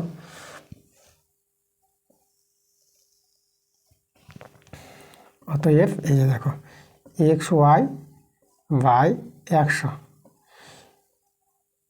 ইন্টু 2 প্লাস y/100, এই চক্রবর্তীর সুদটা আমরা বলে দিয়েছে কত, 8652, 8652। একে আমরা নাম দিয়ে দেবো কত নং, 2 নং নাম দিয়ে দেবো। এখন 2/1 করে দেখাবো, 2/1। ঠিক আছে, আচ্ছা এটা যদি ভাগ করি দেখো, তাহলে আগে আমরা এটা লিখব xy/100 2 প্লাস y/100, আর এর নিচে দেখো এই যে 1-এর বাদিকারটা মানে 2xy/100, আর এদিকে দেখো সমান সমান। আচ্ছা, তার প্রথমে 2-এর ডান পক্ষটা এই যে, আর 1-এর এই যে 1 নংয়ের ডান পক্ষটা আছে 8400। ঠিক আছে, এবার আমাদের এখান থেকে আমাদের দেখো xy তো কেটে যাচ্ছে, দেখো xy কেটে গেল, তাহলে আমরা y মানটা কিন্তু এখান থেকে পাবো। আর এই 100 কেটে দিতে পারবা।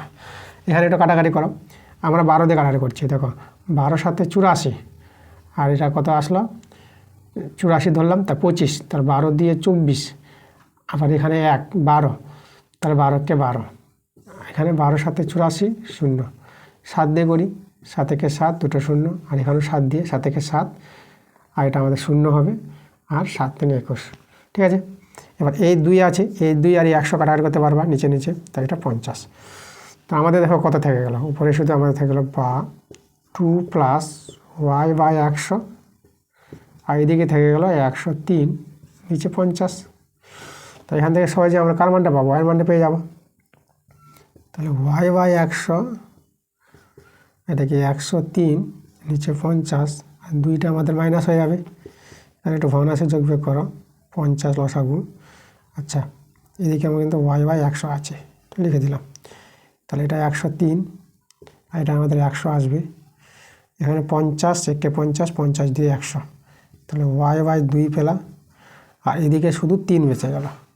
তাহলে দেখো এখান থেকে y মানটা কিন্তু আমরা কত পেয়ে গেলাম, 6 পেয়ে গেলাম। ঠিক আছে, তাহলে একটা অ্যান্সার পেয়ে গেছি। এবার আমরা কি করব, এই y মানটা আমরা 1 নঙে বসিয়ে দাও, x এর মান পেয়ে যাব। তাহলে আমরা এদিকে করে দেখাচ্ছি। তাহলে আমরা বলবো যে 1 থেকে পাই, 1 থেকে কী পাবো দেখো, চলো y মানটা বসাই, 2x ইন্টু y, y যায় কত বসাবো, 6 বসিয়ে দেবো, নিচে কত আছে 100 আছে, আর এদিকে ছিল আমাদের কত 8400।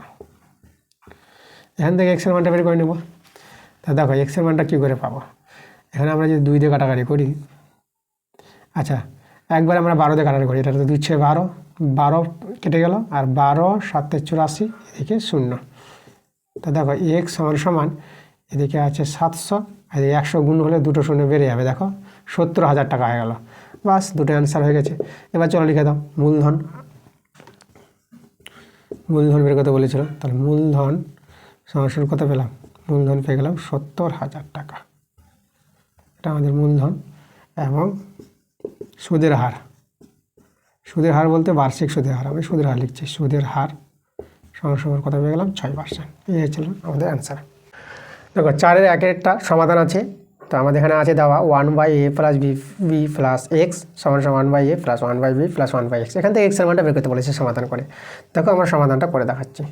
প্রথমে এটা আমরা লিখে দিলাম a plus B plus X, আর যে এক্সটা আছে আমরা বাঁ দিকে নিয়ে আসবো, মানে এক্সগুলোকে একদিকে করছি, তাহলে 1/x, এটা 1/a আর 1/b। আর ভগ্নাংশে যোগবিয়োগ করবো, a plus B plus X into X, আর এখানে দেখো এটা মিলে গেলে আমাদের এক্স থেকে গেল, তাহলে এক্স মাইনাস, এবার এটা মিলে গেল, তাহলে এটা থেকে যাবে। দেখো মাইনাসের জন্য এরা সবাই মাইনাস হয়ে যাবে, তাহলে মাইনাস এ মাইনাস বি মাইনাস এক্স, যেহেতু মাইনাস আছে তাহলে মাইনাস হয়ে গেল। এখানে ভগ্নাংশে যোগবিয়োগ করে নাও, এ বি লসাগু, তাহলে এ মিলে গেলো তো এটা বি থেকে গেল, বি মিললে তো এখানে এ থেকে যাবে। আচ্ছা তাহলে এখানে দেখো প্লাস এক্স মাইনাস এক্স কেটে দিলাম, আর উপর থেকে মাইনাস কমন নিলে পরে এ প্লাস বি পাবো, আর এখানে এক্সটা গুণ করলে আমরা পাবো A X B X plus S square. এটা আমাদের দেখো এ প্লাস বি আর এ বি ঘিরে দিলাম, যেহেতু কাটাকাটি হবে বন্ধনী দিয়ে দিলাম, এটা কেটে আছে দেখো। তারপরে আমাদের -1, আর নিচে এস স্কোয়ারটাকে আগে লিখি, S square plus A X plus B x, এদিকে 1/ab বর্গগুণ করে নাও, তাহলে বর্গগুণ যদি করো S square plus A X plus B x, এটা কত হবে -ab। সবাইকে আমরা কোন দিকে বাঁ দিকে নিয়ে চলে আসবো, আচ্ছা আমরা এখানে চলে আসি, বাহ সবাইকে বাঁ দিকে নিয়ে আসলে হবে, দেখো S square plus A X plus B X plus A B হয়ে যাবে 0, -abটা বাঁ দিকে আসলে পরে প্লাস এ বি। আচ্ছা এখানে কমন নাও, ফ্যাক্টর করে নেবো, x common, A plus A, X plus এ পেয়ে গেলাম। এখান থেকে বি কমন নিয়ে নাও, এক্স প্লাস এ পাবা। দেখো এক্স প্লাস এ কিন্তু কমন যাচ্ছে, এক্স প্লাস এ এখান থেকে কমন গেল, পরে থাকলো কে X plus B is equal to 0। তাহলে এবার হয় অথবা দিয়ে আমরা এক্সের মান পেয়ে যাবো, তাহলে অতএব হয় x plus a is equal to 0 অথবা x plus B is equal to 0। ঠিক আছে। আচ্ছা এটা কেন হয় তোমাদের বলি, দুটো রাশি আছে, দুটো রাশির গুণফল 0, তা দুটো রাশির গুণফল 0 কখন হবে, এদের মধ্যে হয় যে কোনো একজন তো 0 আছে, হয় এ 0 আছে অথবা এ 0 আছে, একজন 0 হবে তারপর তো 0 হবে, হয় একজন 0 আছে নাহলে দুজনেই 0 আছে, তার জন্য আমরা এটাকে লিখতে পারবো এখান থেকে হয় এটা ইজ ইকুয়াল টু 0 অথবা এটা ইজ ইকুয়াল টু 0। তো এখান থেকে এক্সের মানটা -a আর এখান থেকে এক্সের মানটা -b, তাহলে অতএব একবার যদি আমরা লিখি এক্স সমান পেলাম -a, -b, এটা আমাদের অ্যান্সার। দেখো আবার একটা সমাধান 4-এর 2 নম্বরটা আছে, তো 1/x minus 1/x plus B সমান 1/a minus 1/a plus B. চলো আমরা সমাধান করি এক্সের মানটা বের করতে হবে। প্রথমে তো ভগ্নাংশের যোগ করে নেব, তা দেখো লসাগু এই যে এটা, আচ্ছা এখানে আগে কাজ করে নে, তাহলে এক্স মিলে গেল, তাহলে এখানে এক্স প্লাস বি মাইনাস এটা মিলে গেলে এটা -x হবে, আর এখানে দেখো এখানে এ ইন্টু এ প্লাস বি, এ মিললো তো এ প্লাস বি মাইনাস এ প্লাস বি মিলে গেল তো এখানে এ পাবা। এখানে দেখো -x প্লাস এ কাটবে, এখানে -a প্লাস এ কাটবে, তাহলে এভাবে তোমরা যদি দেখো তো, আচ্ছা আমি এখানে লিখে দেখাই তোমাদের, এখানে বি বাঁচলো, এখানে গুণ করে নাও, তো এটা S square plus B X, আর এটা বি বাই এটা যে গুণ করো এটা এ স্কোয়ার প্লাস এ বি। এবার যেটা বলছিলাম যে এখানে বি আর বিও কাটছে, তাহলে 1 আর 1 থেকে গেলো, তাহলে বর্গগুণ করে নিচ্ছি আমরা, s square plus B x সমান, ঠিক আছে, আর এটা যে গুণ করো তাহলে a square plus A b. বর্গগুণ তোমরা জানো, তবু আমি একটু বলি, কোনাকুনি গুণ বলে বর্গগুণ, এটার সঙ্গে এটা গুণ, এই যে এভাবে হবে 1 আছে বলে এটা হয়ে গেলো, আর এভাবে গুণ করে এটা হয়ে গেছে সবাইকে আমরা বাদিকে নিয়ে চলে আসবো। তাহলে s square plus p x minus a square minus a b equal to 0। এখানে আমরা এস স্কোয়ার মাইনাস এ স্কোয়ারটাকে এক জায়গায় করলাম, আর b x minus a b এক জায়গায় থাক, সেটা আমাদের এ আছে এ। এটা এ স্কোয়ার মানে বি স্কোয়ার সূত্র ফেলে দিলে আমাদের এইভাবে দাঁড়াবে a plus b into a minus b. আচ্ছা, এখান থেকে যে বি কমন নিয়ে নিই, তা দেখো তো কত পাবা। তো এটা পেয়ে যাবে দেখো প্লাস বি কমন যদি নিই তাহলে এক্স মাইনাস এ পড়ে থাকা যাবে 0। আবার লক্ষ্য করি এখান থেকে এক্স মাইনাস এ কিন্তু কমন চলে যাচ্ছে, তাহলে বা এক্স মাইনাস এ কমন নিয়ে এলাম, তাহলে কে পড়ে থাকলো এক্স প্লাস এ এই যে, আর প্লাস বি ইকুয়াল টু 0। আবার দুটো রাশির গুণফল যদি 0 হয় তাহলে এদের মধ্যে যে কেউ একজন 0 আছে, ঠিক আছে। তাহলে হয় এটা 0 অথবা এটা 0। তাহলে চলো আমরা মানটা বের করে নিই।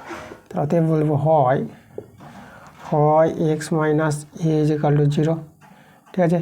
তাহলে এখান থেকে আমরা এক্সের মানটা পেয়ে গেলাম এ, অথবা এক্স প্লাস এ প্লাস বি এটা ইকুয়াল টু 0। তাহলে এখান থেকে এক্সের মানটা পাবো মাইনাস এ মাইনাস বি। একসঙ্গে দুটো মান যদি আমরা একবারে লিখি তাহলে এক্সের মান কে পেলাম, এক্সের মান একটা এ পেলাম, ঠিক আছে, আর একটা পেলাম মাইনাস এ মাইনাস বি, ঠিক আছে। এই মানগুলোকে একটু সাজিয়ে লিখো, তাহলে এক্স সমান এটা এ, এখানে যদি মাইনাসটা কমন নিয়ে নাও তো এটা এ প্লাস বি লিখতে পারবো, ঠিক আছে। এই হলো আমাদের অ্যান্সার। দেখো 5 প্রশ্নটা আমাদের যেটা বলেছি, যে 5 অঙ্কটা বলেছে 2 অঙ্ক বিশিষ্ট একটি সংখ্যার একক স্থানীয় অঙ্কটি দশক স্থানীয় অঙ্ক অপেক্ষা 6 বেশি এবং অঙ্কদ্বয়ের গুণফল সংখ্যাটির চেয়ে 12 কম। 2 অঙ্কের সংখ্যাটির একক স্থানীয় অঙ্ক কী কী হতে পারে তা বের করো। আচ্ছা, তাহলে আমাদের 2 অঙ্কের বিশিষ্ট একক স্থানীয় অঙ্কটি বের করতে বলেছে। তা আমাদের দেখো প্রথমে বলেছে শর্তটা একক স্থানীয় অঙ্কটি দশক স্থানীয় অঙ্ক অপেক্ষা 6 বেশি। তাহলে দশকের চেয়ে বেশি আছে একক স্থানীয় অঙ্কটি, তাহলে যার চেয়ে বেশি তাকে ধরে নাও, দশক স্থানীয় অঙ্কটাকে আমরা ধরে নিচ্ছি। তা আমরা লিখব ধরি, তাই না, ধরি দশক স্থানীয় অঙ্ক। দশক স্থানীয় অঙ্কটাকে আমরা এক্স ধরে নিলাম। তাহলে অতএব একক স্থানীয় অঙ্কটা কত হবে, যদি দশকের চেয়ে 6 বেশি বলেছে তাহলে একক স্থানীয় অঙ্কটা হবে এক্স প্লাস 6 হয়ে যাবে, তাই না। এবার আমরা সংখ্যাটি তৈরি করব। তাহলে অতএব সংখ্যাটি 2 অঙ্ক বিশিষ্ট সংখ্যা তৈরি করার নিয়ম যেটা, যদি এককের ঘরে অঙ্ক আর দশকের অঙ্ক জানা থাকে তাহলে 2 অঙ্ক বিশিষ্ট সংখ্যাটি তৈরি করতে পারবো। সংখ্যাটি তৈরি হবে 10 গুণিত দশকের ঘরের অঙ্ক, এই যে দেখো, প্লাস এককের ঘরের অঙ্কটা যোগ হয়ে যাবে। এভাবে 2 অঙ্ক বিশিষ্ট কোনো সংখ্যা তৈরি হয়। তাহলে সরল করো, এটা হবে 10x প্লাস, আর এটা পেয়ে যাবে দেখো এক্স প্লাস 6, তাহলে এখানে 11x প্লাস 6, এই হয়ে গেল আমাদের সংখ্যাটি। এবার আমরা চলে যাব, দেখো যে শর্তটা বলেছে আমাদের এখানে, কি শর্ত বলেছে আমাদের, বলেছে অঙ্কদ্বয়ের গুণফল সংখ্যাটির চেয়ে, অঙ্কদ্বয়ের গুণফল, এই যে অঙ্কদ্বয়ের গুণফল, তাহলে অতএব সমীকরণটা তৈরি হবে দেখো, এই যে অঙ্কদ্বয়ের গুণফল এই সংখ্যাটির চেয়ে এর চেয়ে কত কম বলেছে, 12 কম বলে দিয়েছে। তা আমরা 12 মাইনাস করে দেবো। তাহলে অঙ্কদ্বয়ের গুণফল সংখ্যাটির চেয়ে 12 কম আছে, তাই না। তাহলে 12 মাইনাস করে দাও। তাহলে এই হলো আমাদের সমীকরণটা। এখান থেকে আমরা সরল করে দ্বিঘাত সমীকরণ সাজিয়ে নেব। তাহলে আমরা দ্বিঘাত সমীকরণটা তৈরি করছি। দেখো, এটা হবে এস স্কোয়ার প্লাস 6x হয়ে যাবে, এটা 11x, এটা মাইনাস 6 পেয়ে যাবে যোগ বিয়োগ করে। তাহলে এস স্কোয়ার, এটা যদি এদিকে নিয়ে আসো বিয়োগ করে পেয়ে যাবা মাইনাস 5x, এটা প্লাস 6 ইকুয়াল টু 0। তাহলে এখান থেকে আমরা ফ্যাক্টর করে এক্সের মানটা বের করে নেব। তাহলে এস স্কোয়ার, দেখো এটা আমরা ভাঙাতে পারবো, 3 দিয়ে 6 5 আসবে, তাহলে এখানে 3x, যেটা হবে 2x হবে, আর এটা হবে প্লাস 6 ইকুয়াল টু 0। তাহলে এখানে কমন যদি নাও তাহলে এক্স কমন, তাহলে x minus 3 minus 2 common, x minus 3, তাহলে আমাদের এক্স মাইনাস 3 আর এক্স মাইনাস 2 পেয়ে গেলাম। আচ্ছা, হয় অথবা দিয়ে যদি আমরা করি তাহলে দেখো, তা আমরা বলবো হয় এক্স মাইনাস 3 ইকুয়াল টু 0, তাহলে এখান থেকে এক্স সমান 3 পেয়ে গেলাম। এবার অথবা অথবা এক্স মাইনাস 2 ইজিক্যাল টু 0। তাহলে এখান থেকে এক্সের মানটা পেয়ে গেলাম 2। তাহলে এক্সের দুটো মান। তাহলে আমাদের এককের স্থানীয় কী কী হতে পারে বলেছে, তা দেখো এককের স্থানীয় অঙ্কটি দুটো হবে এখানে। তাহলে দেখো আমরা লিখব যখন এক্স সমান 2 নিলাম 2, ঠিক আছে, তখন একক স্থানীয় অঙ্কটি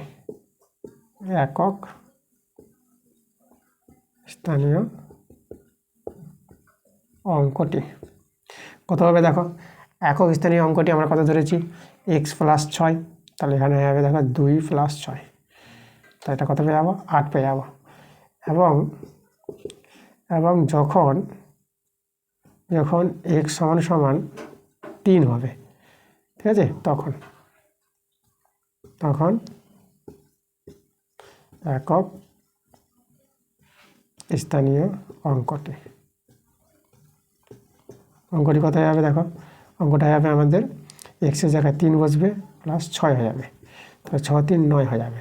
তা দেখো তাহলে একক স্থানীয় অঙ্কটি কী কী হতে পারে, সেটা হবে আমাদের 8, 9, এই দুটো মান হবে আমাদের, এটাই আমাদের অ্যান্সার। তো 5-এর অথবা অঙ্কটা আমাদের বলছে এখানে, একটি সুপারফাস্ট ট্রেন একটি এক্সপ্রেস ট্রেনের থেকে ঘন্টায় 15 কিমি বেশি বেগে যায়। একই সঙ্গে একটি স্টেশন থেকে ছেড়ে 180 কিমি দূরে অন্য একটি স্টেশনে সুপারফাস্ট ট্রেনটি 1 ঘন্টা আগে পৌঁছালো। সুপারফাস্ট ট্রেনটির গতিবেগ ঘন্টায় কত কিমি ছিল সেটা আমাদের বের করতে বলেছে। তাহলে এখানে আমাদের দেখো ধরে নিতে হবে, আমরা কাকে ধরবো, এই যে দেখো সুপারফাস্ট যে ট্রেনটা আছে তার গতিবেগটা আমরা ধরে নিচ্ছি। আমরা লিখব ধরি সুপারফাস্ট ট্রেনের গতিবেগ,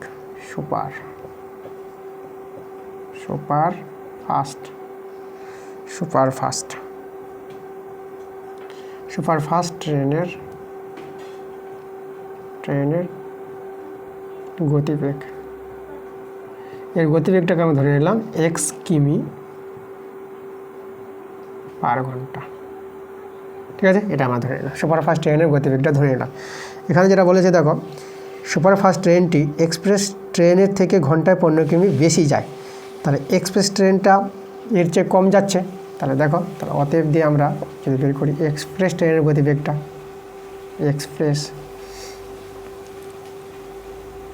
এক্সপ্রেস ট্রেনের গতিবেগ আমরা পেয়ে যাবো, তো এর চেয়ে কম আছে, তাহলে এক্স মাইনাস 15 হবে, ঠিক আছে, এত কিমি পার ঘন্টা।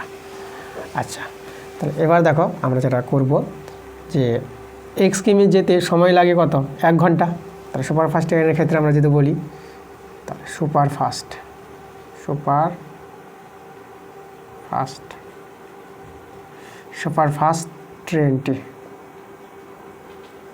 ট্রেনটি কত দেখো, এক্স কিমি যায়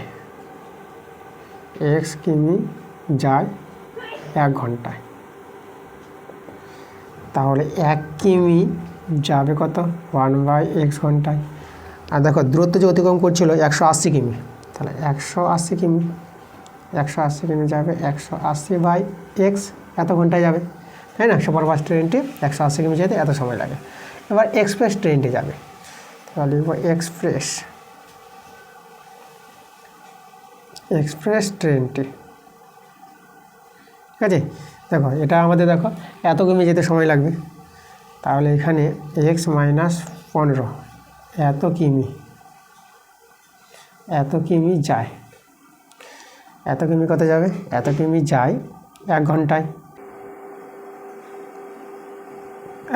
তাই না, এত কিমি যায় এত ঘন্টায়, গতিবেগের ধর্ম থেকে আমরা বলতে পারবো।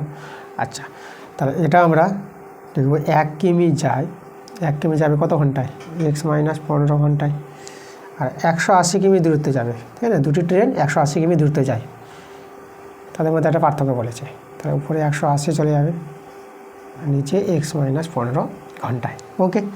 আচ্ছা, এবার দেখো আমাদের যে সূত্রটা তৈরি হবে, আমাদের এখানে সুপারফাস্ট ট্রেনটি 1 ঘন্টা আগে পৌঁছে গেছে, মানে সুপারফাস্ট ট্রেনের সময়টা কিন্তু কম লেগেছে যেতে, 180 কিমি দূরত্ব যেতে সুপারফাস্ট ট্রেনের 1 ঘন্টা কম সময় লেগেছে, তাহলে এর সময়টা কম আছে, তাই না।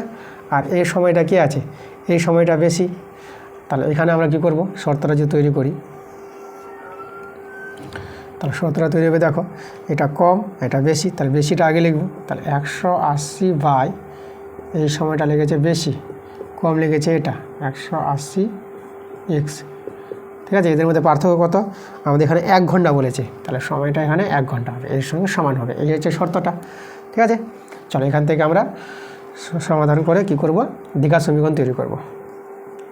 তাহলে লসাগুটা যদি আমরা করি, এটা হবে আমাদের, দেখো x minus 15 into x, 180 x minus, এটা যদি এটা গুণ করো, এটা গুণ করে পেয়ে যাবে। দেখো তাহলে এটা হয়ে যাবে 180 এক্স, আর এই মাইনাস মাইনাস এটা প্লাস হয়ে যাবে, আর 15 আর 180 গুণ করলে কত হবে দেখো।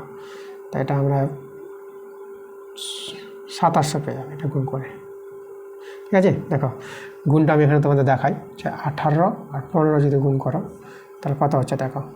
তাহলে 5 8 40, 5 1 5, আচ্ছা 5 8 40, 5 1 এটা 9 হবে, 18 5 90, আর এটা 18, আর এদিকে হয়ে যাবে আমাদের 1, তো এটা 0, আর এদিকে হয়ে যাবে আমাদের কত, এটা হয়ে যাবে 17, আর এটা 2 হয়ে যাবে। দেখো একটা 0 বেরিয়ে যাবে, দেখো 2700। গুণটা আমরা চেক করে নিলাম, তাহলে এটা আমরা 1 করে দিলাম। এখানে দেখো এটা কেটে যাচ্ছে, এটা কেটে যাচ্ছে, তাহলে উপরে থেকে গেলো আমাদের 2700। আচ্ছা আমরা যদি বর্গমূলটা করে নিই একবারই, তাহলে এখানে x² মাইনাস 15x, আর এদিকে কোনাকুনি 2700, এটা বাদিকে নিয়ে চলে আসলাম, তাহলে মাইনাস 2700 হয়ে যাবে ইজিক্যাল টু 0। এবার আমরা এখানে মিডিল ফ্যাক্টরটা করব। তাহলে ফ্যাক্টরটা যদি করি, এটা পেয়ে যাবে, দেখো এটা হয়ে যাবে, দেখো 60 এক্স করবা, আর এখানে এটা প্লাস নিয়ে নেব, প্লাস 45x, 60 থেকে 45 বিয়োগ করলে 15 হবে, আর মাইনাস 2700। ঠিক আছে, দেখো মিডল ফ্যাক্টর করেছি, 2700 লসাগু করলে ভেঙে তোমরা বুঝতে পারবা যে 60 আর 45 আমাদের ভাঙবে। ওকে, তাহলে এখান থেকে আমরা কী করব, আমরা কমন নেব। এখান থেকে যদি এক্স কমন নাও, তাহলে এক্স মাইনাস 60 প্লাস এখান থেকে 45 কমন নিয়ে নাও, এক্স মাইনাস এটা 60 পেয়ে যাবো, তাহলে 0। তাহলে আমরা পেয়ে যাব এক্স মাইনাস 60 আর এক্স প্লাস 45 ইজিক্যাল টু 0। তা দেখো এখানে এক্সের মানটা আমরা কত নেব, এই যে এক্স সমান 60, এটাকে আমরা 0 ধরবো, কারণ যেহেতু ধনাত্মক মান হবে, ধনাত্মক মান নিয়ে, ধনাত্মক মান নিয়ে, ঠিক আছে, এখানে তো মাইনাস মানটা নেব না, ধনাত্মক মানটা নিব। তাহলে অতএব এক্স সমান কত হবে, 60। তাহলে এই ছিল আমাদের, দেখো আমাদের কার সুপার ফাস্টের ট্রেনের গতিবেগটা। তাহলে অতএব সুপার ফাস্ট ট্রেনের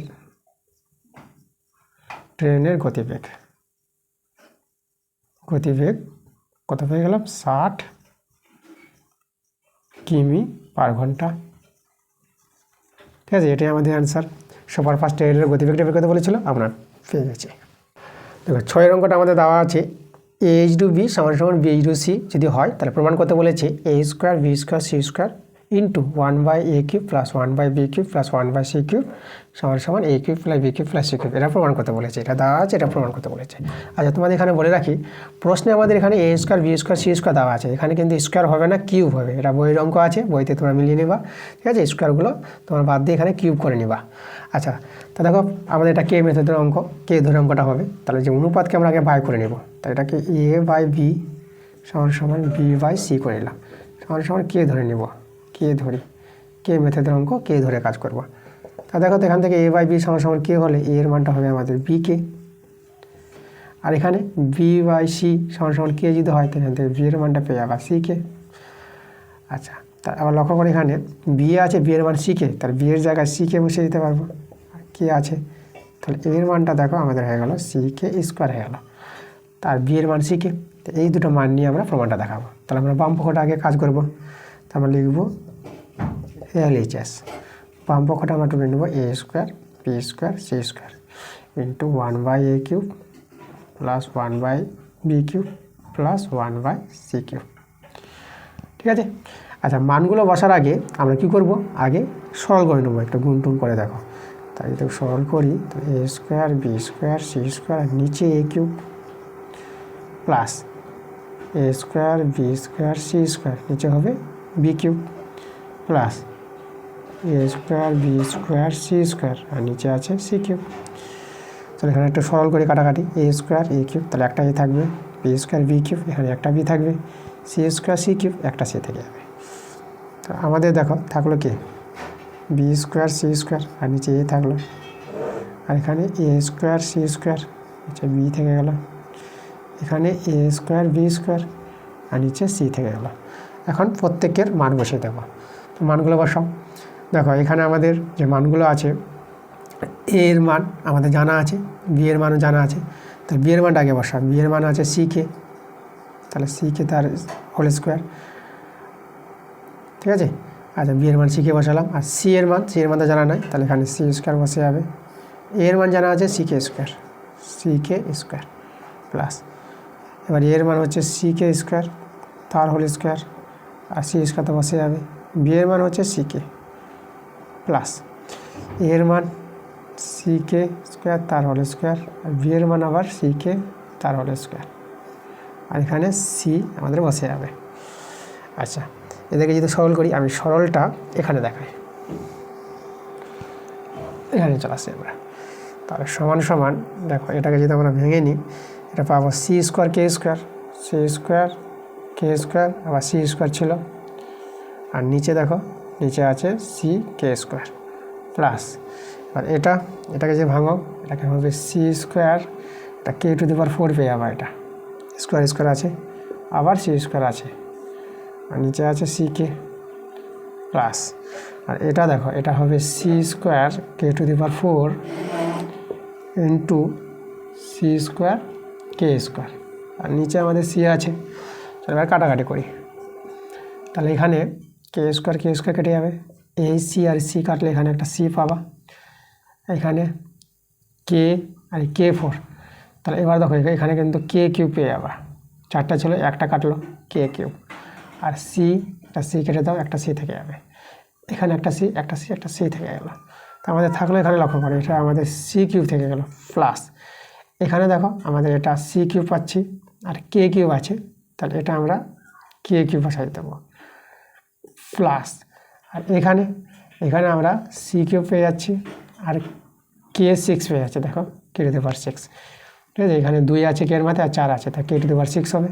তাহলে এভাবে আমরা সরলটা পেলাম বাম পক্ষটা। এবার ডান পক্ষ সরলটা করব। তো এখন আমরা চলে যাব right hand side, R H S A cube B cube C cube, মান বসাবো। এ এর মান হচ্ছে আমাদের সি কে স্কোয়ার, এর মানটা সি কে স্কোয়ার, তার আবার হোল কিউব, বি এর মানটা সি কে হোল কিউব, আর এখানে সি কিউবটা বসে যাবে। এখানে ভাঙলে হবে সি কিউব কে টু দি পাওয়ার, এটা 6 হয়ে যাবে, আর এটা দেখো এটা সি কিউব কে কিউব প্লাস সি কিউব। দেখো দুটোই আমাদের কিন্তু সমান চলে এসেছে। যদি এর মতো আমরা লিখি তাহলে সি কিউবটা আগে লিখো, সি কিউব প্লাস, তারপর এটা সি কিউব কে কিউব, মাঝেই থাক, আর এটাকে এইদিকে লিখে দেবো সি কিউব কে টু দি পাওয়ার 6। দেখো এবার কিন্তু মিলে গেছে, এবার তোমরা লিখে দেবা অতএব দিয়ে এল এইচ এস সমান আর এইচ এস, তারপর পেয়ে গেলাম ফ্রুট। 6 অথবাটা দেখো আমাদের এখানে দেওয়া আছে এক্সের মান √3 + 1 বাই √3 - 1, ওয়াইয়ের মান দেওয়া আছে √3 - 1 বাই √3 + 1। তো এটা এই দুটো মান দেওয়া আছে, এখান থেকে আমাদের মান বের করতে বলেছে x² - xy + y² by x² + xy + y², এর মানটা আমাদের বের করতে বলেছে। তাহলে দেখো আমাদের এই অঙ্কটা যখন আমরা মান বের করতে যাব তখন x + y আর xy এর প্রয়োজন পড়বে। তো আমরা এই x আর y থেকে x + y এর মান বের করবো আর xy এর মানটা বের করবো। তাহলে প্রথমে আমরা x + yটা করি। তাহলে x এর মান বসাবো √3 + 1 আর √3 - 1 প্লাস y এর মানটা বসাবো √3 - 1 আর √3 + 1। এখন আমরা কি করব, হর করণীয় করব, মানে হর থেকে করণীয় সরাবো। তার জন্য কী করতে হবে, যেটা আছে সেটা আগে লিখে দাও। এই যে দেখো যেটা আছে সেটা আমরা টুকে নিলাম, আর হরে দেখো যেটা আছে তার বিপরীত চিহ্ন দিয়ে উপনিজ গুণ করো। তাহলে √3 - 1 আছে, তাই +1, তাহলে এখানে গুণ করতে হবে √3 + 1। এভাবে হর করলেশন করা হয়, ঠিক আছে। একইভাবে এটা করব, যেটা আছে সেটা লিখে দাও। এই যে এবার এর বিপরীত চিহ্ন দিয়ে গুণ, প্লাস আছে তা মাইনাস দেখব, এখানে আমাদের মাইনাস দেখব। এবার আমরা করণীর গুণ করব, রাশি রাশি গুণ। তা দেখো √3 গুণ করলে 3 পেয়ে যাবা, তাই না? একই সংখ্যা আছে √3 তাহলে 3 হয়, আর এটা হবে প্লাস। এবার √3 আর 1 গুণ করে √3 প্লাস √3 দিয়ে কমপ্লিট, প্লাস আর 1 দিয়ে শুরু, 1 আর √3 গুণ করো, এটা √3 পেয়ে যাবা, প্লাস আর 1 1 গুণ করে 1, রাশি রাশি যেভাবে গুণ করো সেভাবে কিন্তু আমরা করণীর গুণফলটা রাশি রাশির মতনই করলাম। আচ্ছা, নিচে এটা দেখো, এটা a + b a - b, a square মানে b স্কোয়ার সূত্র, এটা ফেলে দিতে পারবা, a square minus b square. একই কাজ এখানে হবে আমাদের, এটা গুণ করলে এটা 3 পেয়ে যাবা, এটা মাইনাস √3, এটা মাইনাস আবার √3, এটা প্লাস 1 হয়ে যাবে, আর এখানে হয়ে যাবে √3 স্কোয়ার মাইনাস 1 স্কোয়ার।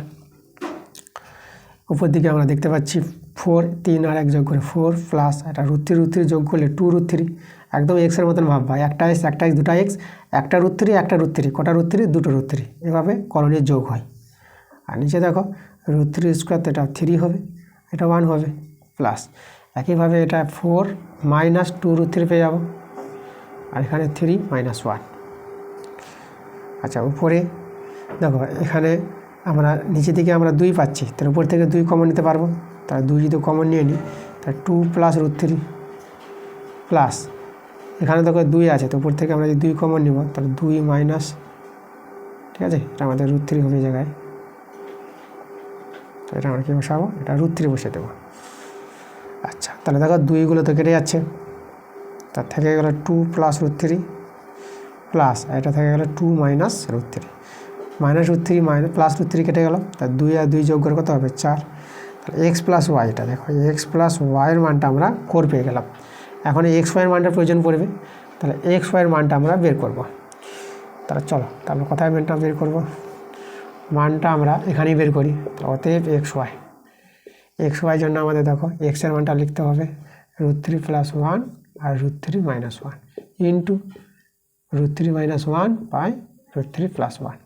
দেখো এগুলো কিন্তু উপর নিচ আমরা দেখতে পাচ্ছি সব সমান আছে, এটার সঙ্গে এটা কেটে দাও, এটার সঙ্গে এটা কেটে দাও, তাহলে এখান থেকে এক্স ওয়াইয়ের মানটা আমরা কিন্তু 1 পেয়ে গেলাম। এবার দেখো এবার ওই রাশিটা, যে রাশির মান বের করতে বলেছে, এখন এই রাশিটাকে আমরা টুকছি এস স্কোয়ার।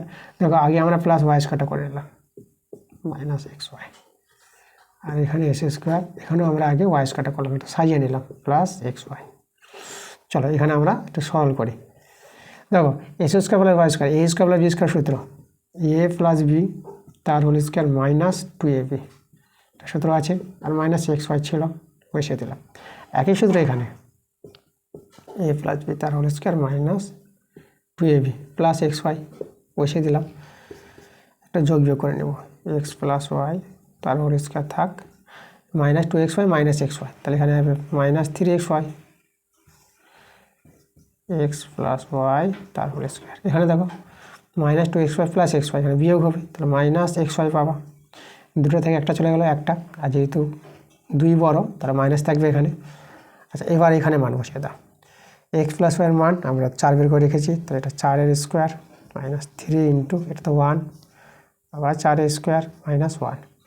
এবার সরলটা আমরা এখানে দেখাই, সমান সমান দেখো 4 স্কোয়ার পেয়ে যাবো 16 মাইনাস 3, আর এখানেও 16, এটা হবে মাইনাস কত, এটা হবে মাইনাস 1। তো এখানে দেখো 16 থেকে 3 চলে যাবে, তাহলে 16 থেকে 3 চলে গেলে হয় 13, আর 16 থেকে 1 যাবে কত হবে 15, 13/15 এটাই আমাদের অ্যান্সার। 7 দেখো 7টা আমাদের উপপাদ্য আছে, তাহলে এই উপপাদ্যটা আমরা দেখে নেব কী আছে। প্রমাণ করো যে যে কোনো বৃত্তের একটি বৃত্তচাপের দ্বারা গঠিত সম্মুখ কেন্দ্রস্থ কোণ ওই চাপের দ্বারা গঠিত যে কোনো বৃত্তস্থ কোণের দ্বিগুণ। খুবই ভালো উপপাদ্য, চলো উপপাদ্য আমরা করাবো। তাহলে আমাদের একটা বৃত্তের কথা বলেছি, আমরা আগে এক বৃত্ত ছবি আঁকবো। তাহলে চলো আমরা একটা বৃত্ত নিয়ে নিচ্ছি, এই যে আমাদের বৃত্ত। এবার ওখানে আমাদের কেন্দ্রস্থ কোণ আর বৃত্তস্থ কোণ আছে, আমরা কেন্দ্রস্থ কোণ দেখাবো আর বৃত্তস্থ, আগে কেন্দ্রবিন্দু দেখালাম, এই যে আমাদের কেন্দ্রবিন্দু ও। তার কেন্দ্রস্থ কোণটা যদি দেখাই, এই যে দেখো এটা এ ও আর বি, এটা হচ্ছে আমাদের বি, তাহলে এ ও বি হচ্ছে এটা কেন্দ্রস্থ কোণ। এবার বৃত্তস্থ কোণ দেখাবো, তাহলে উপরে চলে যাবো এভাবে আর এভাবে, এই যে দেখো, এটা আমরা সি নাম দিয়ে দিলাম। তাহলে বৃত্তস্থ কোণটা এ সি বি, আচ্ছা, তাহলে এগুলো প্রশ্নে আমাদের বলেছে, আমরা এগুলো ধরেছি, তাহলে লিখব ধরি। একই চাপ বলেছে, এখানে আমরা যে পি বিন্দু নিয়ে নিই, তাহলে এ পি বি একটা চাপ, এই চাপের উপর অবস্থিত কেন্দ্রস্থ কোণ, আর এটা হচ্ছে আমাদের বৃত্তস্থ কোণ। তাহলে এখানে আমরা লিখবো, দেখো ধরি দিয়ে, ধরি মানে যেটা প্রশ্নে আছে, প্রশ্ন অনুযায়ী আমরা কাজ করেছি সেটাই আমরা কিন্তু লিখে নেব। ধরি এ পি পি। কেন ধরি কথাটা বললাম, কারণ এগুলোতে এ ও বি এগুলো তো আমি নিজের মতো দিয়েছি, তার জন্য এখানে ধরি কথাটা লিখতে হবে। ধরি এ পি বি চাপের উপর অবস্থিত কেন্দ্রস্থ কোণ।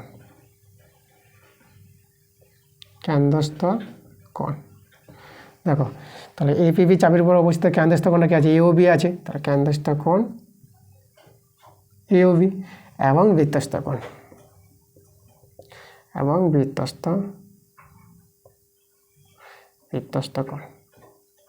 বৃত্তস্থ কোণটা কি আছে, এসিবি, বৃত্তের উপর অবস্থিত মানে পরিধির উপর অবস্থিত বৃত্তস্থ কোণ বা পরিদৃষ্ট কোণ।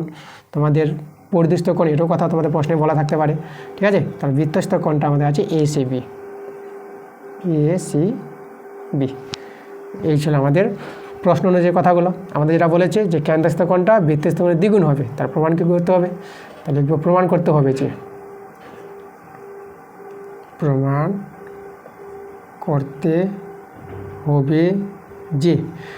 করতে হবে দেখো এই যে কেন্দ্রস্থ কোণটা এওবি, এই এওবি কোণটা আমাদের দ্বিগুণ হবে বৃত্তস্থ কোণে, এই যে এসিবি কোণের দ্বিগুণ হবে, এটাই আমাদের প্রমাণ করতে হবে। এটা যে প্রমাণ করে নিই তাহলে আমাদের কিন্তু উপপাদ্যটা প্রমাণিত হয়ে যাবে। তাহলে এবার আমরা তার জন্য কী করব, অঙ্কন করতে হবে। প্রমাণ করার আগে এখানে অঙ্কন আছে, দেখো অঙ্কনটা কি করব, এখানে এই যে সি আর ও আছে না, তো সি ও বিন্দু যুক্ত করে সিও বাহুটাকে ডি বিন্দু পর্যন্ত বাড়াবো। আগে আমরা কায়দা করে নিচ্ছি, দেখো তো আমরা এই যে সিও যুক্ত করছি, তাহলে আমরা এই যে সিও যোগ করে চলে যাচ্ছে, সিও যোগ করে ডি অবধি বাড়িয়ে দিলাম, তাহলে সিও যুক্ত করে সিও বাহুকে ডি বিন্দু পর্যন্ত বাড়ালাম। এটা আমরা লিখে দিই অঙ্কনে, সি কমা ও যুক্ত করে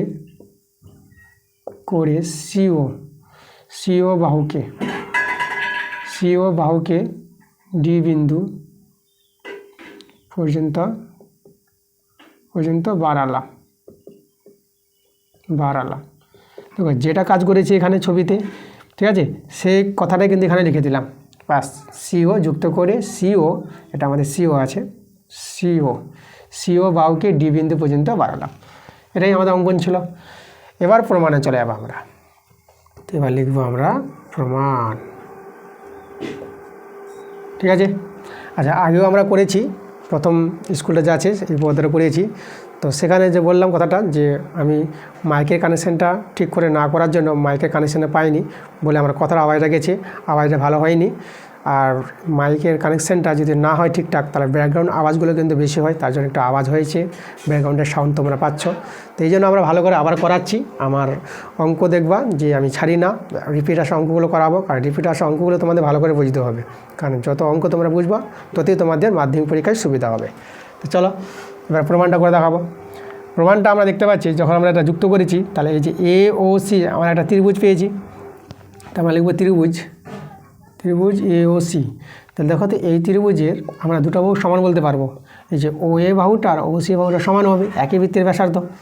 তা আমরা এখানে দেখাবো ও এ সমান ও সি। এটা কেন সমান, এটা হচ্ছে একই বৃত্তের ব্যাসার্ধ,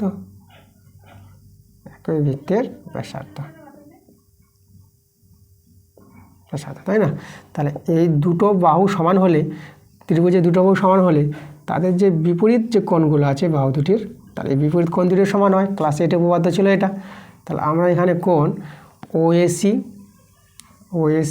সমান কোণ ওসিবি, ওসি এ বলবো, বি না, তাহলে কোণ ওসি এ, ঠিক আছে। এই দুটো কোণ আমরা সমান বলতে পারবো। আচ্ছা, এবার আমরা দেখো এই যে ত্রিভুজের সিও বাহুকে উপদ্রিত করায় একটা বহিস্থ কোণ কিন্তু পেয়েছি আমরা এওডি। তাহলে এই বহিস্থ কোণটা কী হয়, অন্তঃস্থ বিপরীত কোণের যোগফলের সমান হবে। তাহলে এখানে আমরা লিখব ত্রিভুজ এওসি এর সিও বাহুকে ডি বিন্দু ডি বিন্দু পর্যন্ত বর্ধিত করায়, ডি বিন্দু পর্যন্ত বর্ধিত করায়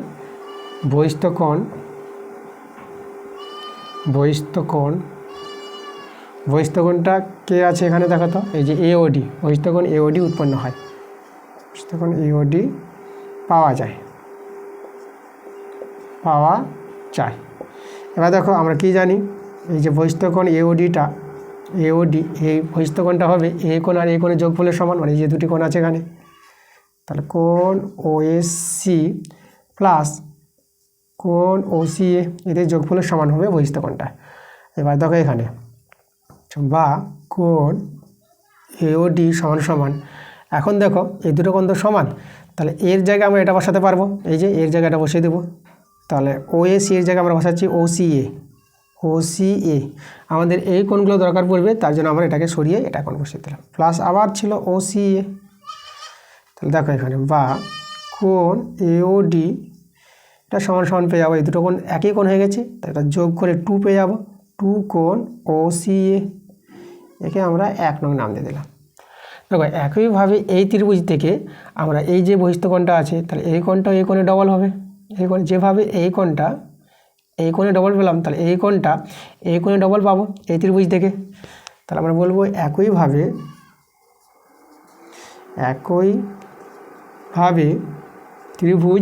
ত্রিভুজটা আছে এটা বিওসি, ত্রিভুজ বিওসি থেকে পাওয়া যায়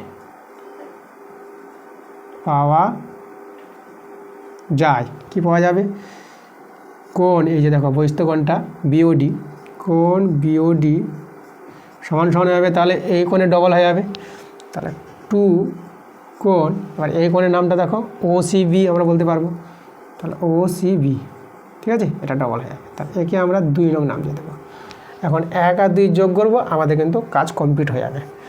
এখানে আমি দেখাই, তো এখানে দেখো আমরা লিখব 1 যোগ 2 করে পাই, তা 1 আর 2 যদি আমরা যোগ করে দিই, তা দেখো তো কী হবে, আমরা যোগ করব, দেখো বাদিকে যোগ, তাহলে আমাদের হবে এওডি যোগ আর বিওডি, ঠিক আছে, আর এখানে 2 ছিল, 2টা কমন নিয়ে নেব, তাহলে কোণ আমাদের হয়ে যাবে ওসিএ যোগ কোণ ওসিবি, তাই তো। এই যে দেখো বাম পক্ষে যোগ আর ডান পক্ষে যোগ।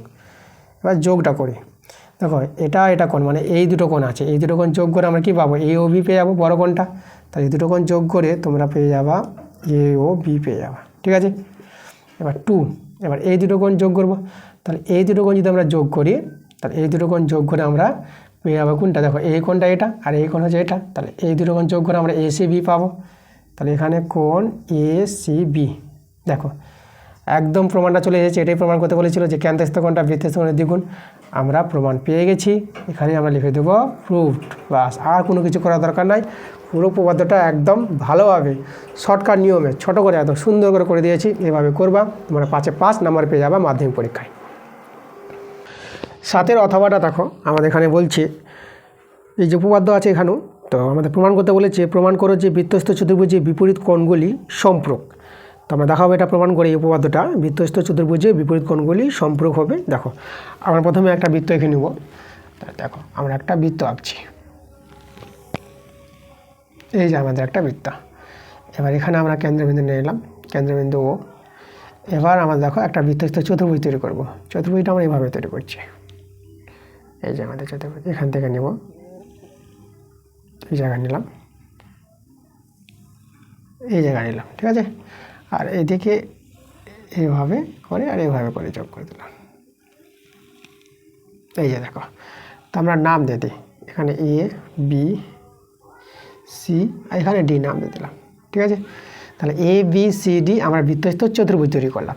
তাহলে আমরা কি করলাম, প্রশ্নে আমাদের যেটা বলেছে আমরা ধরে নিব ও কেন্দ্রীয় বৃত্ত নিয়েছি, তাহলে ও কেন্দ্রীয় বৃত্তের এ বি সি ডি একটি বৃত্তস্থ চতুর্ভুজ, এটা আমরা লিখব। তো এখানে লিখছি ধরি ও কেন্দ্রীয়